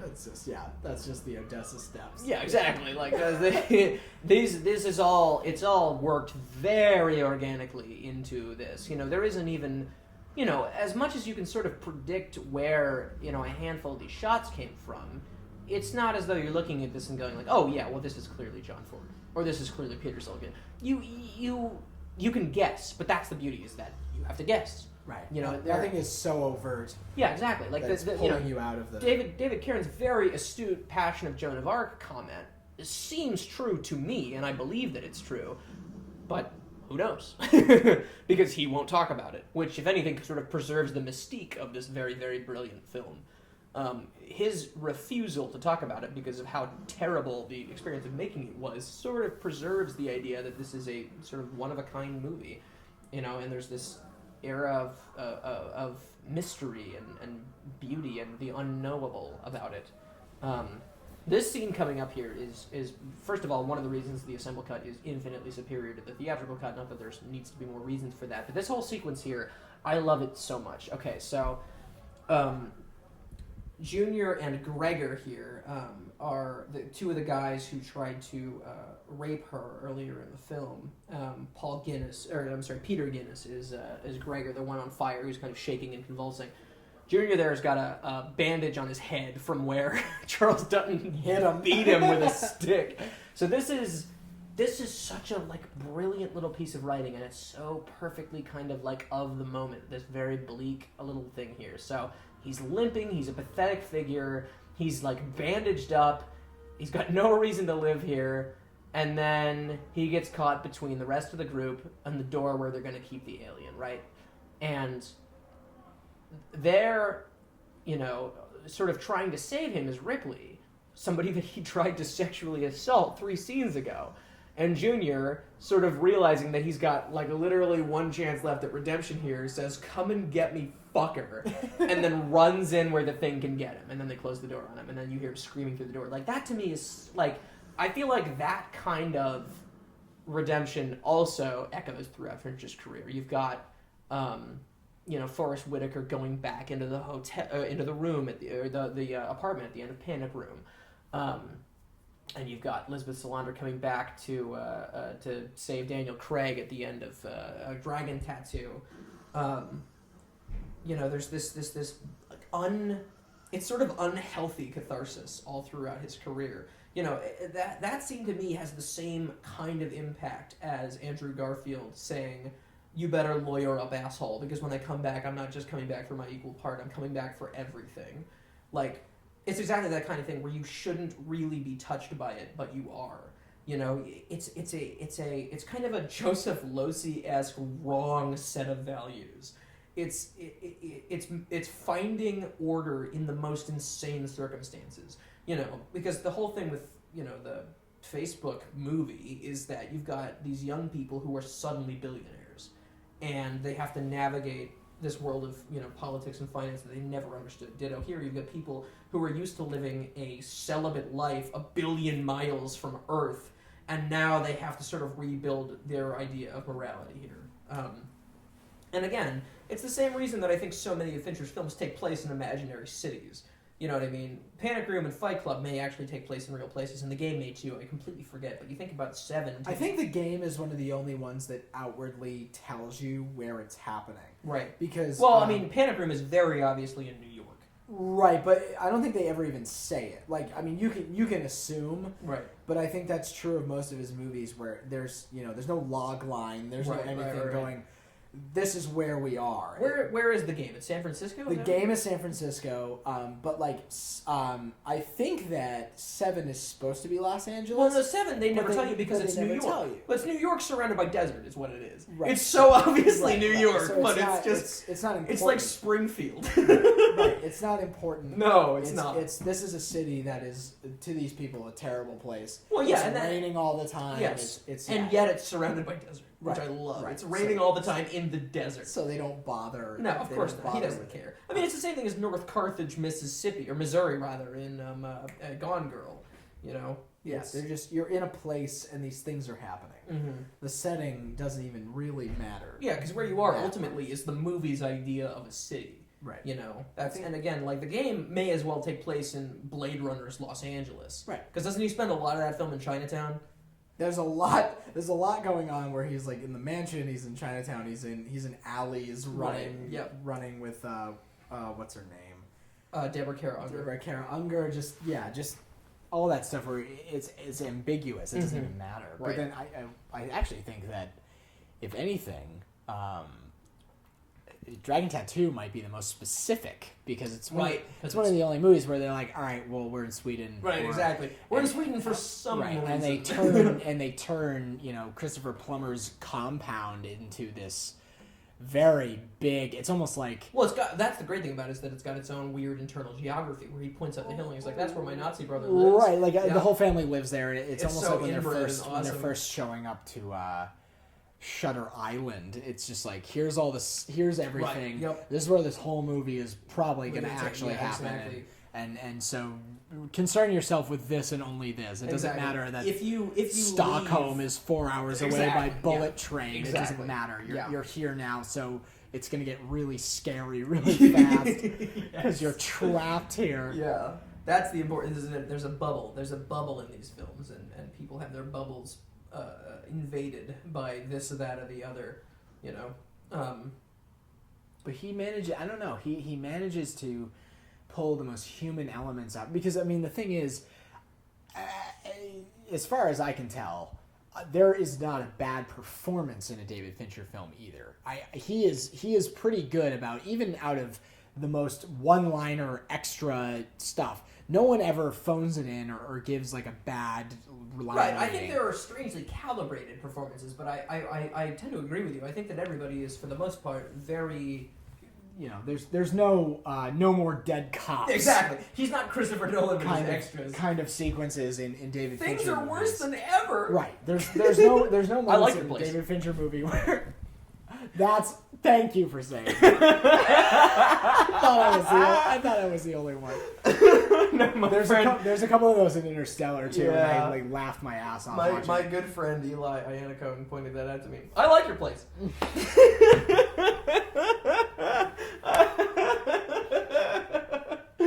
But there's no sequence. There's no sequence in a David Fincher movie where I can hear a line reading and be like, ugh. Yeah. Like Take two, please. Everything's fine Yeah. because he cares so much about every facet that he can control. Exactly. So well, and that's exactly it. Is that his movies are all about control and the loss of control and the betrayal of walking into your office and realizing that everything's been taken from you. Or this thing here, where she can't control the thing in her stomach or control the organization coming here to take it from her. Right. She can't even make these morons listen to her. That again is so much a part of it. You got Brad Pitt, who thinks he's in control, who gets handed a box with his wife's head in it. Well, that's or Fight Club is all about control. Yeah, and the game, same thing. Yeah, you you're- completely are in no control of any of your environment. Panic Room, the same thing. It's two people fighting for control of a space. Right. Or Zodiac, fighting for control of a narrative of this thing and trying to find reason and order and a culprit where the situation just flatly rejects one. And whoever you think the Zodiac killer is, you've got no proof. Arthur Lee Allen looks like a great suspect, but there's a lot of evidence to suggest that he didn't do it. Yeah, it's kind of amazing that his subject matter reflects his own style. Yeah, and his own experience. So much. And I feel like so much of that comes from this movie, experience. because he had no control. He he was stuck. Yes. And especially, I can't even imagine being a young filmmaker who basically, I'm sure many times, saw his entire career on the line. Exactly. Because he went, you know what? I'm going to say yes. I'm going to say yes to Alien. Yep. I'm going to make the third Alien film. Well, at the same time, too, he must have... I mean, there must have been a certain amount of momentum here, because he goes from interning at ILM and helping Return of the Jedi get made to making some of the most watched music videos in an era where they were slowly becoming the most dominant, certainly the most watched art form on the planet. And then they hand him this. There must have been such excitement and such possibility. Oh, here we go. Here's some lighting for you. Oh, man. And then Paul McGann gracefully exits the narrative. Oh, what a woeful shot. That's probably the worst one in the whole movie. Oh, I think it gets worse. I think it gets so much worse. Oh, it's such a shame. Yeah. If only George Lucas could come back and work some of his digital magic. Well, that was, I remember when I first went to sit down and watch Alien 3. That was one of the warnings. Puppet, that was one of the warnings I got from my friends. He was like, listen, they do this weird thing and it looks digital and it doesn't work. And that's if anything is gonna take you out of this experience, it's gonna be the fact that it doesn't look good. Yeah, the alien itself in long shots does not work. And I think that, you know, I don't know what. This is probably going to sound bad. I don't know what normal people think of Alien 3. I think they hate it. I think if look. So when okay, 2 maybe 3 weeks after I posted my essay, which is at this point I want to say a year ago, I guess. Yeah, it was about a year ago. About a year ago. That was the first one, almost right? a year ago.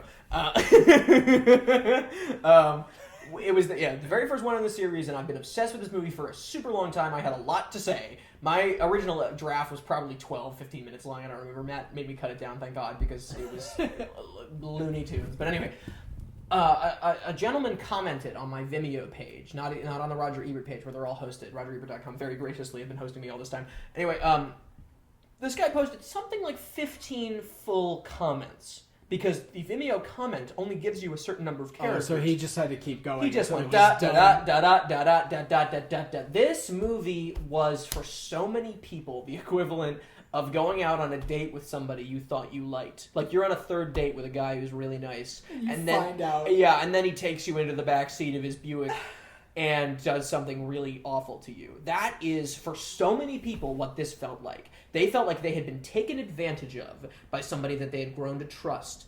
And I, on the one hand, completely understand it, but at the same time, that's the whole point of the experience, is to kind of remove people from the comfortable ideas of blockbusters. He made a sci-fi movie. He made an actual troubling sci-fi movie. He did not make the film that conformed to to a safe narrative.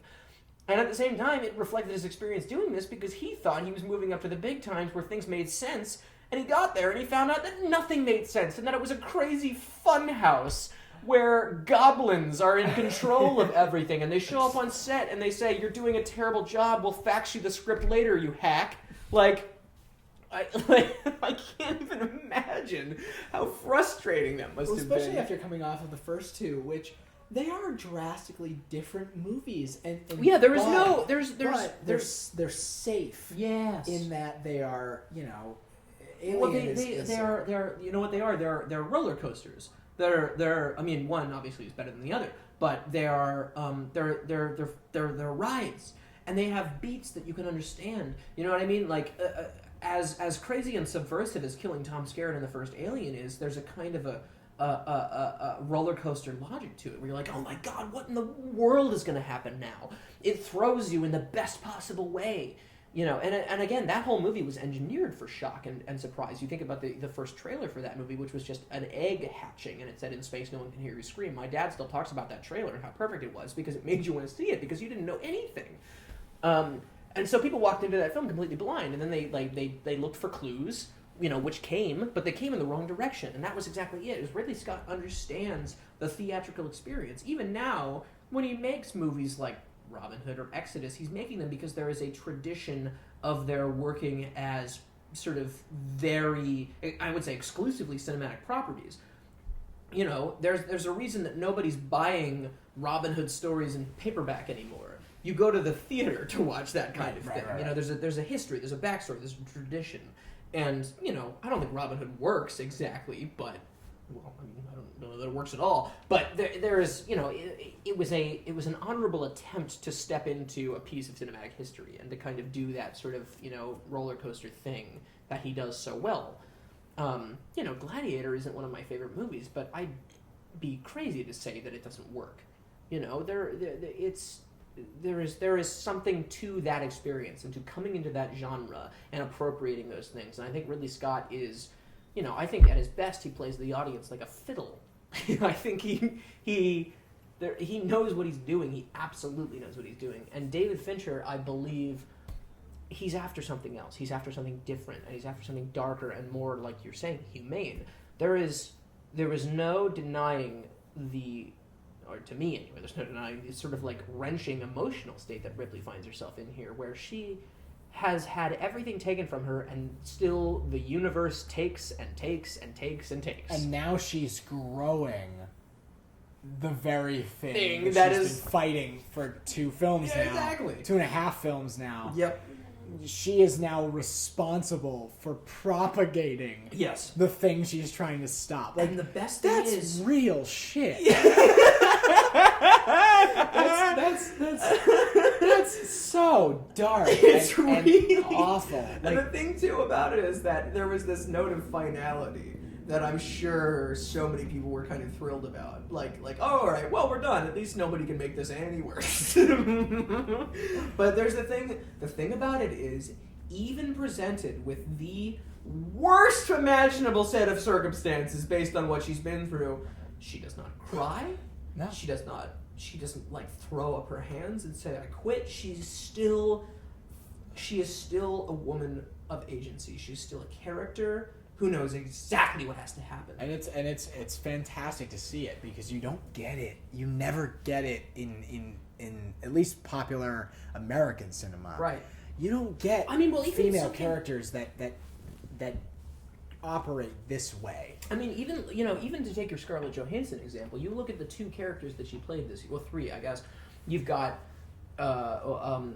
forgive me, Black Widow, Natasha Romanoff is her name, I believe, in Captain America 2. Then you've got Under the Skin. Under the Skin. So you've got, so in Captain America 2, Scarlett Johansson basically cries when her father figure, Nick Fury, dies, right? Mm-hmm. You know, she still does whatever she does there, but she's playing second fiddle to Captain America the whole time. You know what I mean? I'm not arguing. She's the sidekick. She's the sidekick, and she is still coded. She is still coded in very obvious ways. She is enthralled to the Nick Fury character, and she's upset when he might die. You got Under the Skin. Under the Skin is great in that there's the character has realizations and comes to understand that it is possible for her to have control of her own, her body and her and her will, but ultimately she is still thwarted by man. You know what I mean? By men who do not understand and who view, female sexuality as this, kind of horrifying, predatory thing. And then you've got Lucy, in which she has to abandon humanity in order to become this sort of, altered dimensional Akira being that she winds, that she needs to be Tetsuo the gorgeous man or whatever.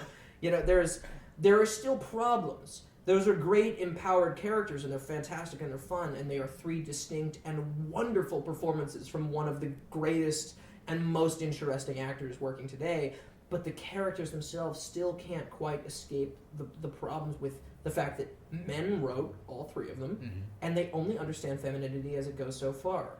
Whereas Ripley, despite horrible circumstances, is in control and will always find a way to be in control.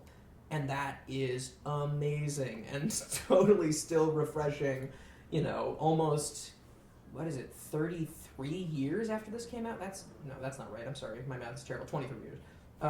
Wow. Yeah, 20. Math. We went to film school, everyone. Forgive us. But, it makes me think about, the idea of, say, if they were going to make, one more Alien film. Right. Which I guess they will, technically, when they make Prometheus 2, which brings us right up to Alien's back door. Right. But if we were going to make another Alien film with Sigourney Weaver. Right. Somehow. Right. Despite the fact that she is aged, and we have to somehow make that work with the logic of the plot. Yeah, because when we last leave her, she was a clone coming back to Earth at the end of Resurrection. She's very old at the end of Resurrection. She's hundreds of years later. Resurrection, by the way. Anyway, keep going. But if they were going to try to make one more with her older and everything else. Yeah, her sort of aged clone. It makes me wonder what the hell would happen if they would. They would find a way. It's the sad thing. If they would figure out a way to make sure that, despite like you just cited a Scarlett Johansson examples that are still hindered. Yeah. If they would be is able there a writer to, out there who could give Ripley the agency that she has had all along? Right. Despite anyone's opinion of the films, right, she never loses it. Even in Resurrection, she still got it. And she's confused for sure, but she is still in control, and she has the sort of power to kill her own child in that film, which is still pretty empowering. There again, Chinese newspaper on the back of the wall. This movie and its production design. This movie is a triumph of production design in every imaginable way. Watch this sometime with the sound off, as we're kind of doing right now, and then just look at literally every texture and every piece of writing all throughout this film, and try not to, like... How can't you believe it? I know! That's the thing! How can't you believe it? I don't know. Oh, this is happening somewhere in space. It's so obviously happening. Maybe that's why I kept watching it, because I felt that somewhere in the universe this was still going on. But that's I don't know. I think about a lot of the more modern science fiction films that I've seen, and Right. for some reason I'm jumping to the last two Tom Cruise movies. Edge of Tomorrow and Oblivion. Edge of Tomorrow, which I loved. I Well, love Edge of Tomorrow. There's an important addendum there. You look at the Emily Blunt character, still very sexualized in that Yep. film. A great character. extremely, and very strong female, but very sexualized. Absolutely. But as much as I love Edge of Tomorrow and the Me fact too, that by they're the way. changing the title, Well, yeah. You mean Live, Die, Repeat? yeah, Live, Die, Repeat. What I can't help forgetting is that about a year before Edge of Tomorrow came out, a movie called Oblivion came out. Which was basically Solaris with, like, D minuses. Yeah, it was a movie that visually I thought was gorgeous, but that was really all it had going for That's it. It was the most like fangless. And it was completely just, like, bloodless, whatever. And the thing is, all of its best visual ideas came from better films. Right. But it makes me think about the idea of them. That's again why Alien 3 confounds me, is in a system where the studio was so overbearing in how the film was going to be made. How on earth did David Fincher preserve his vision as much as he did? Right. Because you've got a movie that's still so moody and so dark and so I just said it, but it's so much darker than the previous two. Where by leaps and bounds. It might as well not even be in the same franchise. It's kind of the ultimate, like, Gen X, kind of depressed grunge rock movie where you're just like, fuck tomorrow. Like, it has this kind of post-punk defeatism. This kind of lots of silence and stillness and just anger everywhere. These sets look angry and sad at the same time, and meanwhile, you're right about Oblivion, because Oblivion is a film that stole its best ideas and yet made $1 billion. And the thing is that, like, it's so kind of faceless. It's it's the most vanilla movie I've seen in a long time. And what's funny is when I was watching it, I was like, well, this is okay. Like, it's unoffensive, to be sure. Right. There weren't any points in Oblivion where I was like, this is bad filmmaking, or Correct. this is Right. bad Right. writing, or this is bad anything. I was like, this is totally middle of the road. Exactly. This is totally run of the mill. Fine.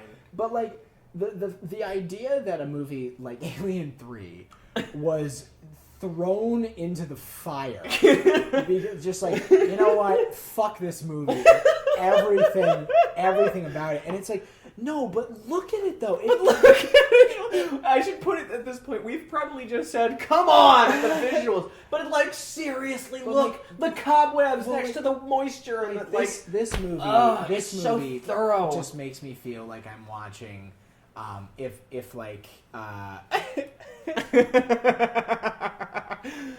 oh god, Okay, here's a great scene here. That, like, the fake alien pipe thing right there. Like, she sees it because she wants to see it. Again, a little psychological aside, totally missing Right. from so many other things. right, and it's not like there's no filter on the lens, there's no anything. No. This is just, it's objective. That's the way that Fincher does these things.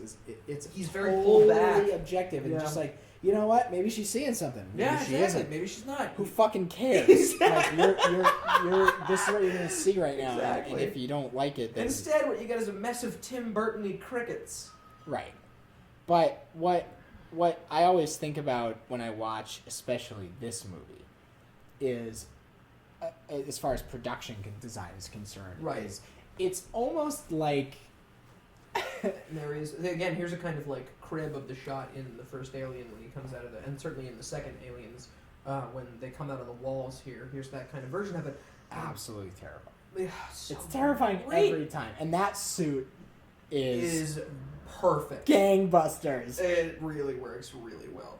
But anyway, what you were saying, What I'm trying to remember. Like, it's almost as if Terry Gilliam Right. inhaled a bottle of Ritalin and then did production design for this movie. Like, You are right. It feels so much like so many sequences in Brazil. Is very indebted to Brazil. You know, and Time Bandits might be a little too Well, fantastical, but there's I think that the lesson to be learned here is that, and I think we've gotten away from this in a really disheartening way, is that whether it's Time Bandits or Brazil or Munchausen or any of those films, is that Terry Gilliam, you know, and I think he works best when he's in this mode, is that he was one of the most tactile filmmakers of his generation, of any generation, is that you feel like you could reach out and touch the grossness hanging from every light fixture. and that's what's going on in this movie. Exactly. Without question, is it feels so real. And honestly, I think that's one of the things that, whether people would ever notice it, is one of the most successful features of the Alien franchise. Well, is precisely. It's a kind of it's a mixture of this. I mean, look right here at the things adorning his cell here. That kind of insectoid looking. I don't even know what that is. It's like a fleur de lis hanging from the bars, and the cross on his nightstand. There is. Throughout the series, there's a sense of everything being lived in. You know, the Right. first three films, you get a very real sense of who everybody is based on the environments that you find them in. And that was a movement that absolutely came out of the late 70s. Honestly, with first Star Wars, where they were like, absolutely. we're Everything's- gonna make a sci-fi movie that's dirty. Like, Yeah. we're gonna make a sci-fi movie where it's like it's not 2001 where the ship is spotless and everything is Right. you know, it's super clean and futuristic. It's Right, like, right. we're watching a movie about this is probably what the future will actually look Well, like. and then of course that came out of his, you know, kind of gearhead sensibility in American Graffiti, which of course was born out of the whole writer-director New Hollywood movement. I mean, you look at something like, even somebody like John Huston, who was, you know, by the time he made this film, I mean, you know, well into his career. You know, he's 30 years into his directing career, and longer than that into his screenwriting. He makes Fat City, which is the most perfectly dust-speckled character study of all time. And he's got a young Jeff Bridges playing a guy who's about to be depressed for the rest of his life, and Stacy Keach, who has been depressed all of his life, romancing Susan Tyrrell, who is the most beautifully crazy person who's ever lived. You know, and I think that whole approach, I think, informed everything beautifully. If things are too spotless and too perfect, there has to be a reason. You know, there has to be a sort of Apocalypse Now thing where you're crafting an alternate version of events. You know, you're making an insane Fantasia version of the Vietnam War as a series of paintings. You know, these amazing, you know, roving tableau through the jungle. You're crafting this decadent, you know, Renaissance version of events, equally influenced by, you know, whoever, Picasso, as well as, I don't, you know, they died with their boots on. But we've gotten way off topic now. It's haven't we? okay. I'm just thinking. I'm sorry. I'm smiling because I just watched him drop her to the floor, and the camera moved at the exact speed that she moved, which is a total Fincher thing to do. Which is just like, no, we're gonna do it until we get it right. Like, she's gonna stay in the exact section of the frame that I want her in the entire time she's moving, and we're just gonna drop with her, and it's gonna be perfect. Which seems silly, but that's the kind of thing that he does. that makes his work so amazing to watch. It's almost as if he's walking around with a band of robots driving his cameras for him, and he's like, "Listen, I need you to follow this actor, or I need you to dolly in at just this speed." Right. The amount of control in every frame of his films is mind blowing. More Chinese lettering on the wall. This is a beautiful shot right here. It's got all these great conflicting geometric shapes here, which I feel like he also loves. This is another awesome thing, is when I first saw this and they're drinking Coke out of the glass bottles like that, I'm thinking to myself, great. what a dumb 90s thing. But it's currently 2014 and they still make that, so Yeah, I why don't not? think it's all that far-fetched. I'm sure somebody at Coke was like, yeah, get us in that movie. Yeah, you're gonna have to put Coke in your movie for us, please. Now, it's at this scene here that well, first of all, there's some more very obviously ADR'd from incomplete elements here during Charles Dutton's speech here, his kind of Idris Elba in Pacific Rim speech, which I wonder how much people actually paid attention. Again, there's so many, like, despite this film's, kind of disdain, the fact that so many people gave this movie short shrift when it came out and really don't talk about it at all, there are so many things in this, so many elements that recur throughout the last 25 years of filmmaking. I know, again, my math is wrong there, but again, it was very much, I felt the same way watching the very bizarre Civil War zombie film Grey Knight, starring Adrian Pasdar and a young Billy Bob Thornton and Martin Sheen. I kind of assumed they made it during downtime on Gettysburg, but I have no proof there. But it's the kind of thing where these movies come along and audiences sort of reject them, and critics do as well, so there's this kind of agreement that they're just going to cannibalize them and take from what they need so that they can keep going. It's a kind of a cutthroat artistic appropriation. And of course it happens constantly, you see it all the time where these movies get, they sort of vanish from the public consciousness, but their ideas are clearly strong and good, and they keep reappearing. I mean, that's sort of the foundation of so many of my video essays for the Unloved series, is that these movies happen, nobody really responds to them, but the ideas are clearly good enough that other people steal from them all the time. Here's another wonderful Fincher detail, the fact that Gregor there is, the whole time that he's having this conversation, he's shooting himself up with morphine. Which I love. There's weird, that to me is a very sort of Terry Gilliam thing, and here's Ripley turned away from everybody, while Charles S. Dutton kind of talks up this fight, which she's clearly had enough of. All she wants to do is kill the monster, and she can't really face the real consequences of this. Also worth pointing out that much the same way that the film kind of that the original Alien kind of tricked people into thinking that Tom Skerritt would be the hero, this film winds up with a last character that you don't really know all that well. If you go back and watch it again, you sort of get to know Danny Webb's character Morse up there. And, he does have a very loud, obnoxious personality. So it's, of course, in perfectly keeping with Fincher's whole thing that he would be the only person to walk out of here. But, again, it's little bits of Alien are here structurally. This whole sequence, I love it so much. I have seen this so many times, and I can't still really make sense of it. First of all, they name drop a character, Vincent, at some point, who we have never seen, nor will we. He is, for all intents and purposes, somebody they made up for this sequence. Because at no point during the rest of the movie, there's Eric, played by Niall Buggy, the guy who's sort of hot wiring the doors there, the handsome one, his character's name is, I think it's Troy, that's Paul Brennan.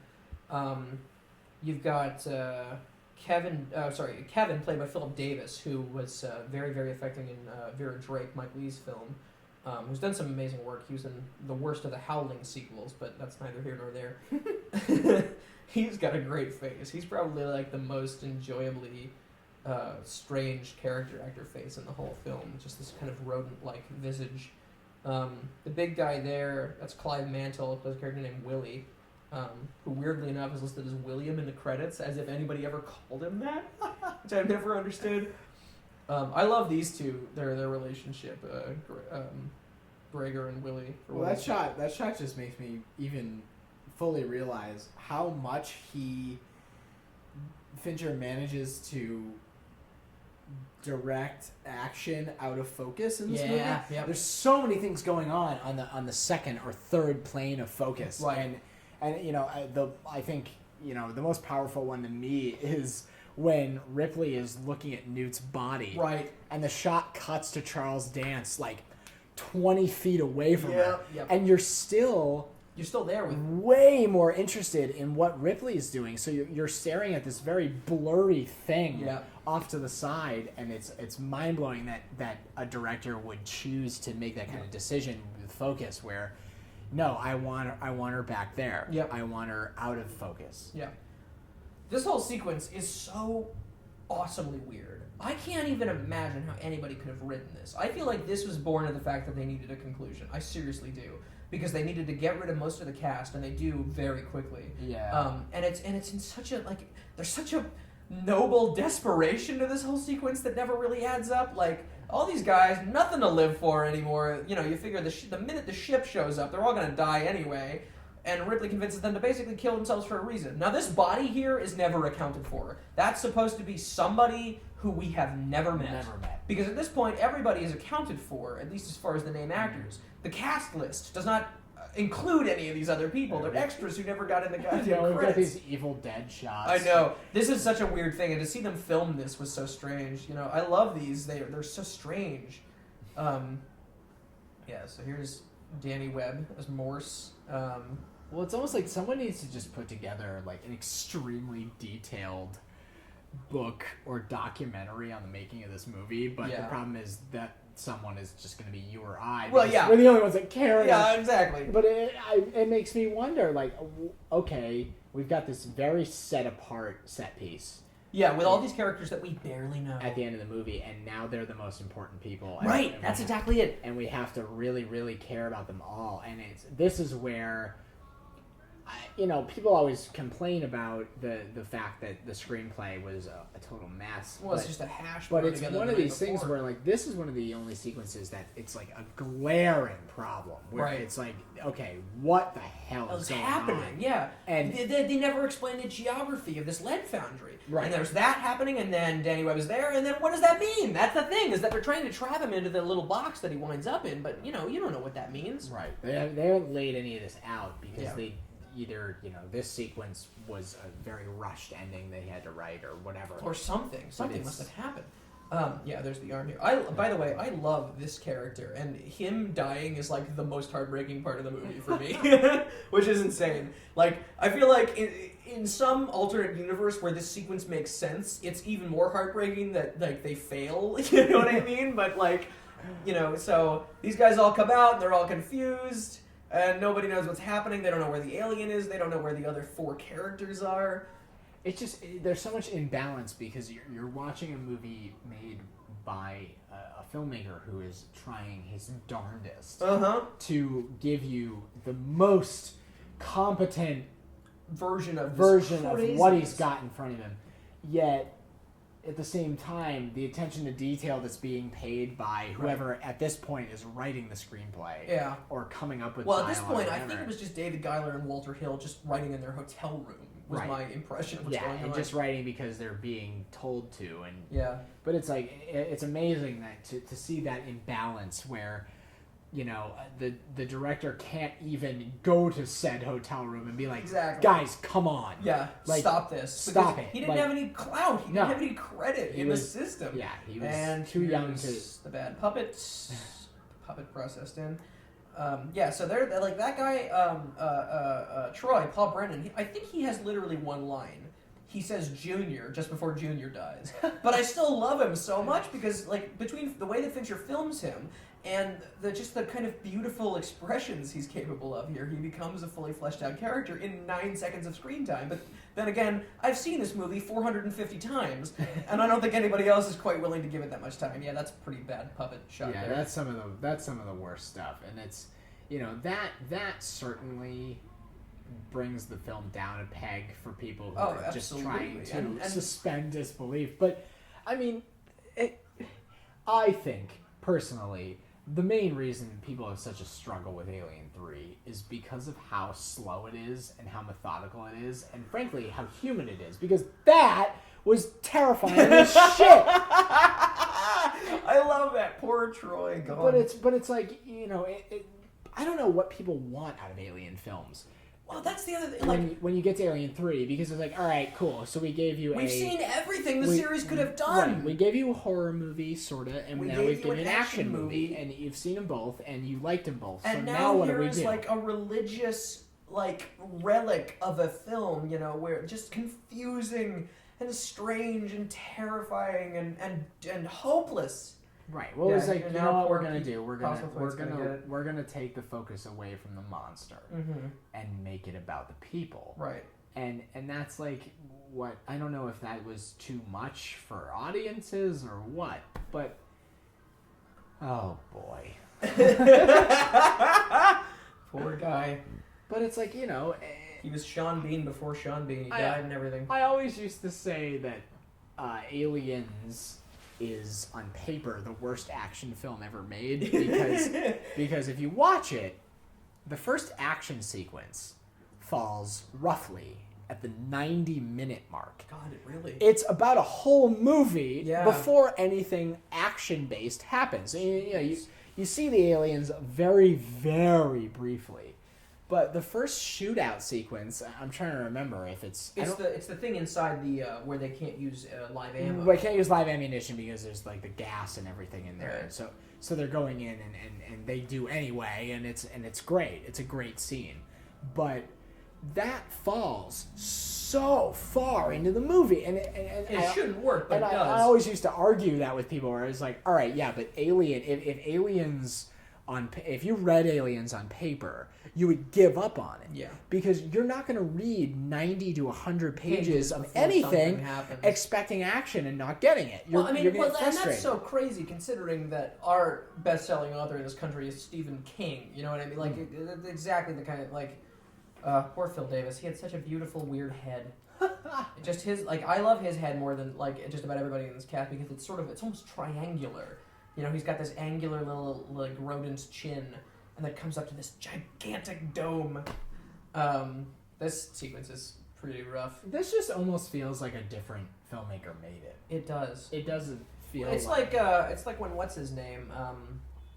Oh God, I'm sorry, I'm blanking on it. He made Not Another Love Story. He shot the first major sequence in Mimic. Guillermo del Toro, I think, was dealing with his father's kidnapping or something like that. And so this fellow who was a producer stepped in and directed this sequence, which feels nothing like the rest of the movie. It's like 2 shots, but it's important. So then here we go. The lead foundry starts based on an accident here. So then Niall Buggy, essentially, there he is at the end of the frame. That's the last you're going to see of him because he then just vanishes. She pushes him down the thing, and then I guess he's dead. Who knows? You never see him again. You never see him again. She's about to run into a corpse, which I think is supposed to be Willie's corpse, but who knows? And I think this is like such a perfect encapsulation of the whole studio system. You're like, wait a minute, what am I doing? Why am I watching this? Who is this? What? Sorry. Like, I had an idea of what was happening, but now I'm lost. Yeah, here's Vincenzo Nicolai's very, very tragic death. He had that perfect kind of boxer's nose, that very flat nose. Who's this now? Exactly. Like, who is that? Is that Pete Postlethwaite? Who knows? It could be Phil Davis. I don't know. The alien also has these weird abilities that it didn't have in the other things. Like it's nesting or something. It's like tacking these bodies to the roof, which is something that you sort of saw them able to do in Aliens, I guess. But it's like doing them almost like a craft project. Like he's an OCD craftsman. Yeah, like right there is a very interesting 3 seconds of filmmaking. You know what I mean? That combination of the bottom half of a person flying. Yeah. It's sort of Soviet-esque, I guess, in that you're seeing weird bits of momentum that I guess have to equal a sequence. It feels like experimentation, which is fun, even if it's not exactly coherent. Well, that's why it feels so strange, is because even in his first film, David Fincher doesn't really seem to ever half-ass anything. No, it's true. So to suddenly have this sequence that feels like the most half-assed thing, it's like what where people are characters are just vanishing left and right. Was he at the end of his rope, or was he? He cared. At this point, was his second AD just calling the shots for him? You don't even know. And I I feel like on this DVD here, there's footage of those guys shooting this sequence, and I don't remember if he's anywhere near this. Now here comes the all too tragic death of Gregor, where they just die laughing. Yeah, and that's the thing too, is that I haven't seen these films so many times, kind of wanted better ends for these characters that I love, in spite of the fact that the film doesn't know what to do with them. I feel like you could absolutely remake this as a film that had nothing to do with the Alien franchise. You know what I mean? Tell people you're remaking the Klaus Kinski space movie Creature from 1985. It'd be fine. Yeah, and then do this, you know what I mean? Like, and have a better sense of your spatial relation to everybody and have a better sense of who these characters are. You could make a pretty cool movie, especially now with modern film grammar. You know what I mean? Make the Russos do it or somebody. Right. It just doesn't, I don't know, it doesn't quite add up. it doesn't add up at all. And it makes the sequence, and I mean, maybe that's the problem, is that, you know, people are going into this movie and they're dedicating 2.5 hours to it. Right. Well, I mean, in fairness, they only got the 90-minute version. You know what I mean? If you're watching the 2.5 hour version, it's because they've got the DVD, which means they had to care at enough least. to get yeah, it. exactly. But I guess even so, like, you know, you're dedicating all this time to only have this very messy sequence. Right. End it. And yeah, you're right. It is very messy and very. It's so strange and so kind of.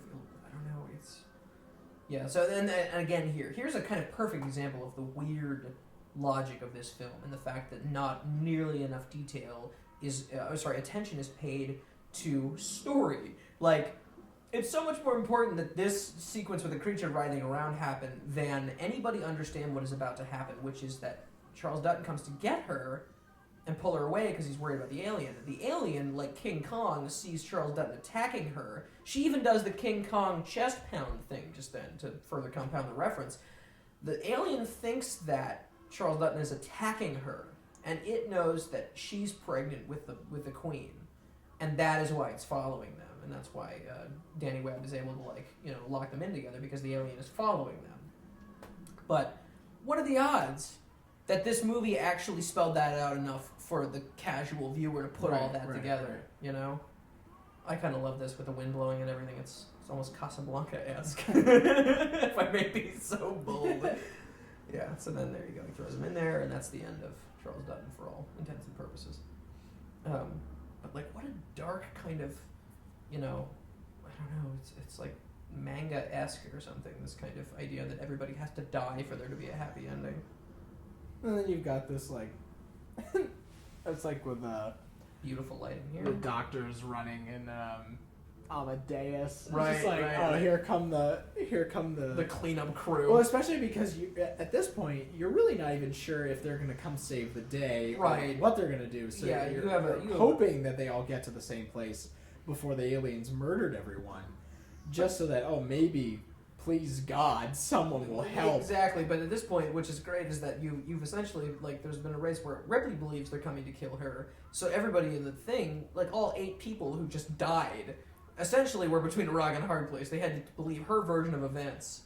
You know, it's, yeah, again, so much stuff going on here. None of it quite filled out enough, but, you know, and here's that more of that weird angle lens that they use for the occasional close-up or something. It's funny because even when they're shooting it, you know, creature vision, right, the camera is still steady as it is, anything. Isn't it? And it never shakes, it never moves, it's all steady cam, and it's just flipped over, if anything.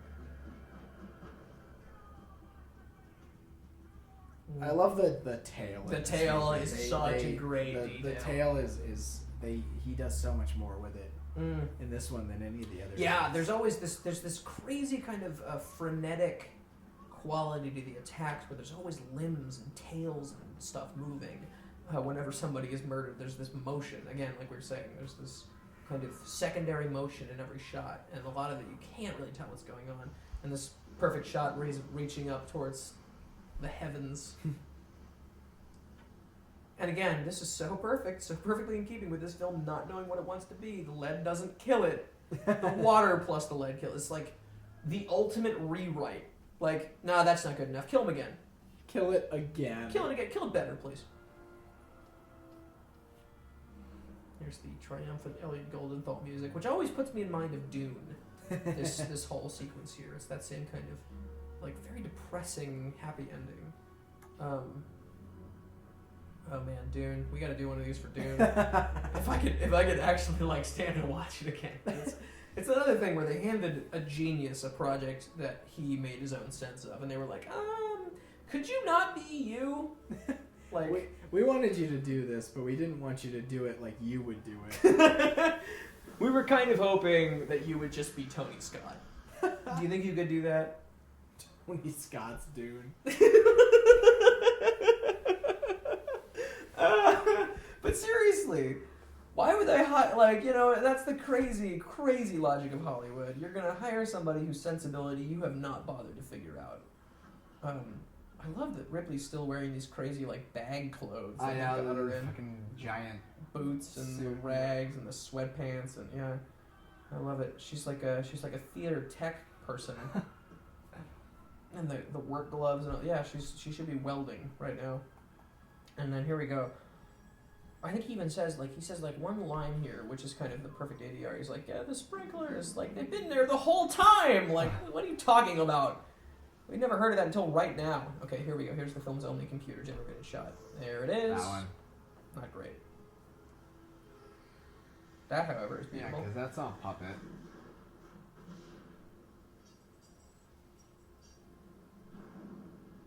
The haunted eyes of Danny Webb, who was most recently, I believe, in Ironclad 2, Battle for Blood, one of the worst films of the year. Although his voice has not aged, bless him. He still, when he shouts, sounds exactly like he did here. More Chinese lettering on the underside of that little craft that she's climbing onto here. That's a lovely shot with all the conflicting geometric patterns there, with the pipeline and the chain in the back. I don't know. I can say it again and again and again. It's one of the most beautiful films. Well, that's the thing is it's no matter who you are and how much you want to believe anything we're saying, you cannot argue that this movie isn't gorgeous. Yeah, and you got the beauty of making it the Lead Foundry is that you kind of get to do the Terminator 2 thing, only better, I would argue, than Terminator 2 did it, with this kind of orange glow lighting up the entirety of the set here. And I think this is actually even a year before Terminator 2 essentially kills their character the same way. I mean, I could be messing up the dates there.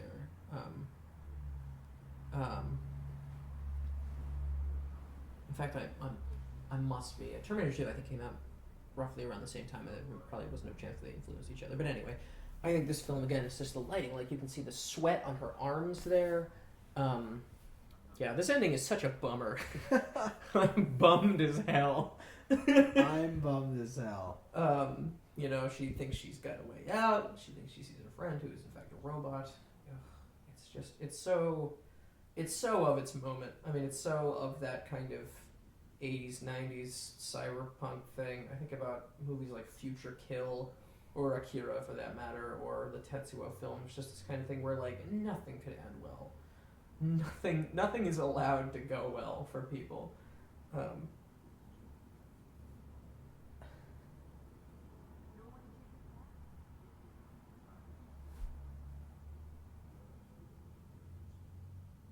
Lance Henriksen looking weird here. I think this is when he started to get older. For a while he looked the same, from roughly Dog Day Afternoon on through Pumpkinhead, which is a very underrated film. I think more people should watch Pumpkinhead. Directed by the great Stan Winston, who did Creature Design.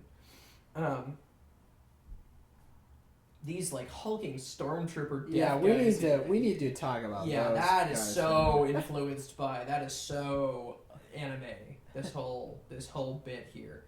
Look at the way that the movement, the people in their olive drab moving against the bright red and orange backgrounds here, and there's I think those are just three what look like plain old halogen bulbs. Meanwhile, a silver death trooper behind him there, of course it's bad news. Lance Henriksen deserved better than to appear in quite so many straight-to-sci-fi movies. Those guys, I love his horrifying mirror sunglasses. There's that. The ending, by the way, here, this sort of self-sacrifice ending, way better in this one than in the theatrical, as if that needed saying. They even changed the sound effect of the pulse rifles here. Fincher was very much making his own movie. And look how gross that little like kiosk is. Everything is sweaty and disgusting. It's been around for like decades, clearly. Oh, this poor bastard. Yeah, and takes a stand for once in his life and gets super murdered. That's again the perfectly depressing world of Alien 3.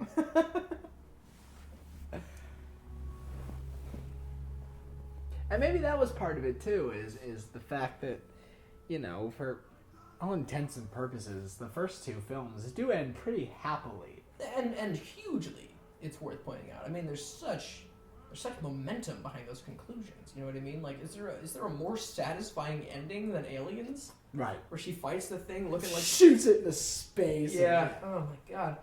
Like that you know, that's the kind of thing that not unreasonably they've made like no cameras. I love that. He's got the big fucking VHS camera that he's shooting the whole thing with. That's so perfectly Fincher.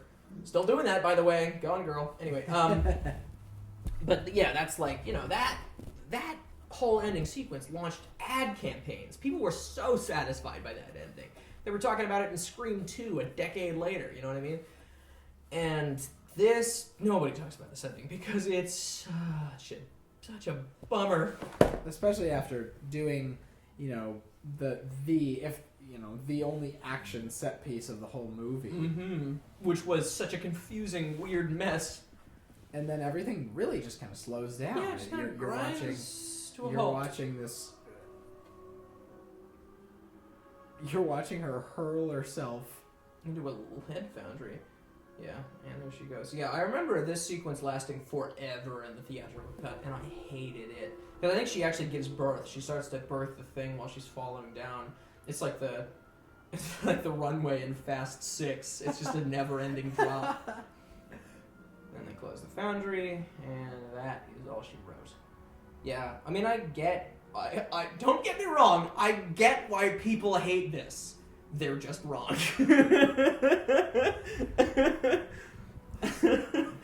I mean, it's absolutely a film that its parts are greater than its yeah, whole. I mean, narratively, it just doesn't add up the way that it needs to. But it's also incredibly frustrating. That's more than anything else is how frustrating Alien 3 is, because it's Morse so... gets the last laugh here, just looking at everything like, what is he even thinking right now? It doesn't matter. Doesn't matter. He's got gold teeth. He's having a good time. Yeah, he's... yeah. It's like to have so many great things happen. To have a director whose first film is so well done, and even if it was taken away from him, and the tragedy that it was taken away from him, so we don't even know what it could have been. Right. And well, I mean, we don't even know what it could have been. It's so many times over.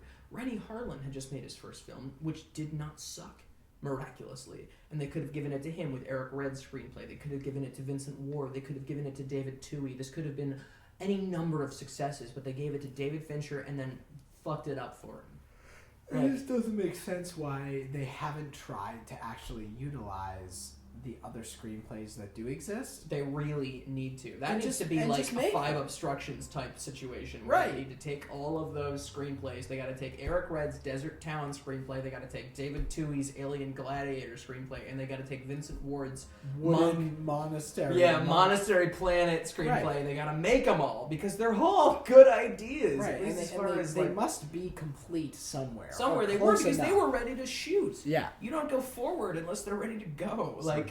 Take those and actually make Vincent Ward, if you're listening, get in touch with us and help you get that movie made because we love you. It just doesn't make any sense to me. Like, you know, that you churn out Alien versus Predator and AVPR and like you're okay, great. You start the career of two of the worst filmmakers. Right, like you're taking these screenplays that aren't good and you fucking know they're not good. And like rather than do that, let's just make these alien movies that never were. Yeah, I mean, even if like, and the thing too is that I think that there's a certain level where audiences don't want to meet films halfway. They don't want to turn off their suspension of disbelief. They don't want to take this film as separately from the series, and that is why so many people hate it. Whereas, like, for me, it's easy to divorce Alien 3 from Aliens and Aliens from Alien. You know what I mean? They're separate entities to me. You can't compare them because they're from people with such crazily different visions for what filmmaking is, let alone what that story should be and how you should tell it. And people just aren't willing to do that. So I feel like some studio head would hear that idea and they go, no, we can't do that. Alien 3 got made and it was terrible. But meanwhile, they're completely different films. You know, like, it would be such a cool idea, and it would be so great to see those things get the due they deserved, and to, like, explore these other ideas. I mean, ideally, what you'd want to do is give David Fincher a blank check and have him make this movie the way that he was supposed to make it in the first place. But that's not how the world works. In a perfect world, In there a would be an perfect world. Alien 3 box set, and With that every box set would have single- every version. You'd have David Fincher doing this better. You'd have Vincent Ward doing his Monk movie. You'd have, Eric Red. It'd be a series unto itself. Exactly. And it would be the awesome. Alien 3 box set. Oh my god, I'd buy that so quick. I would buy that tomorrow. So would I. Oh my god. It'd be perfect. Oh man. Well, as we wind down the credits here, looking at second unit director Martin Brierly's credit, let's just say thank you so much for spending this time with us. Obviously, history cannot be changed. But we appreciate you coming along on this emotional voyage with us and maybe reconsidering Alien 3. And we hope we, made it entertaining, at least. And maybe you learned something. Who knows? All right. Thank you so much. You can read the two of us at Apocalypse Now. We'll be posting our end of the year list before too long. Yeah, and maybe we'll do this again sometime for Atlas Shrugged 3.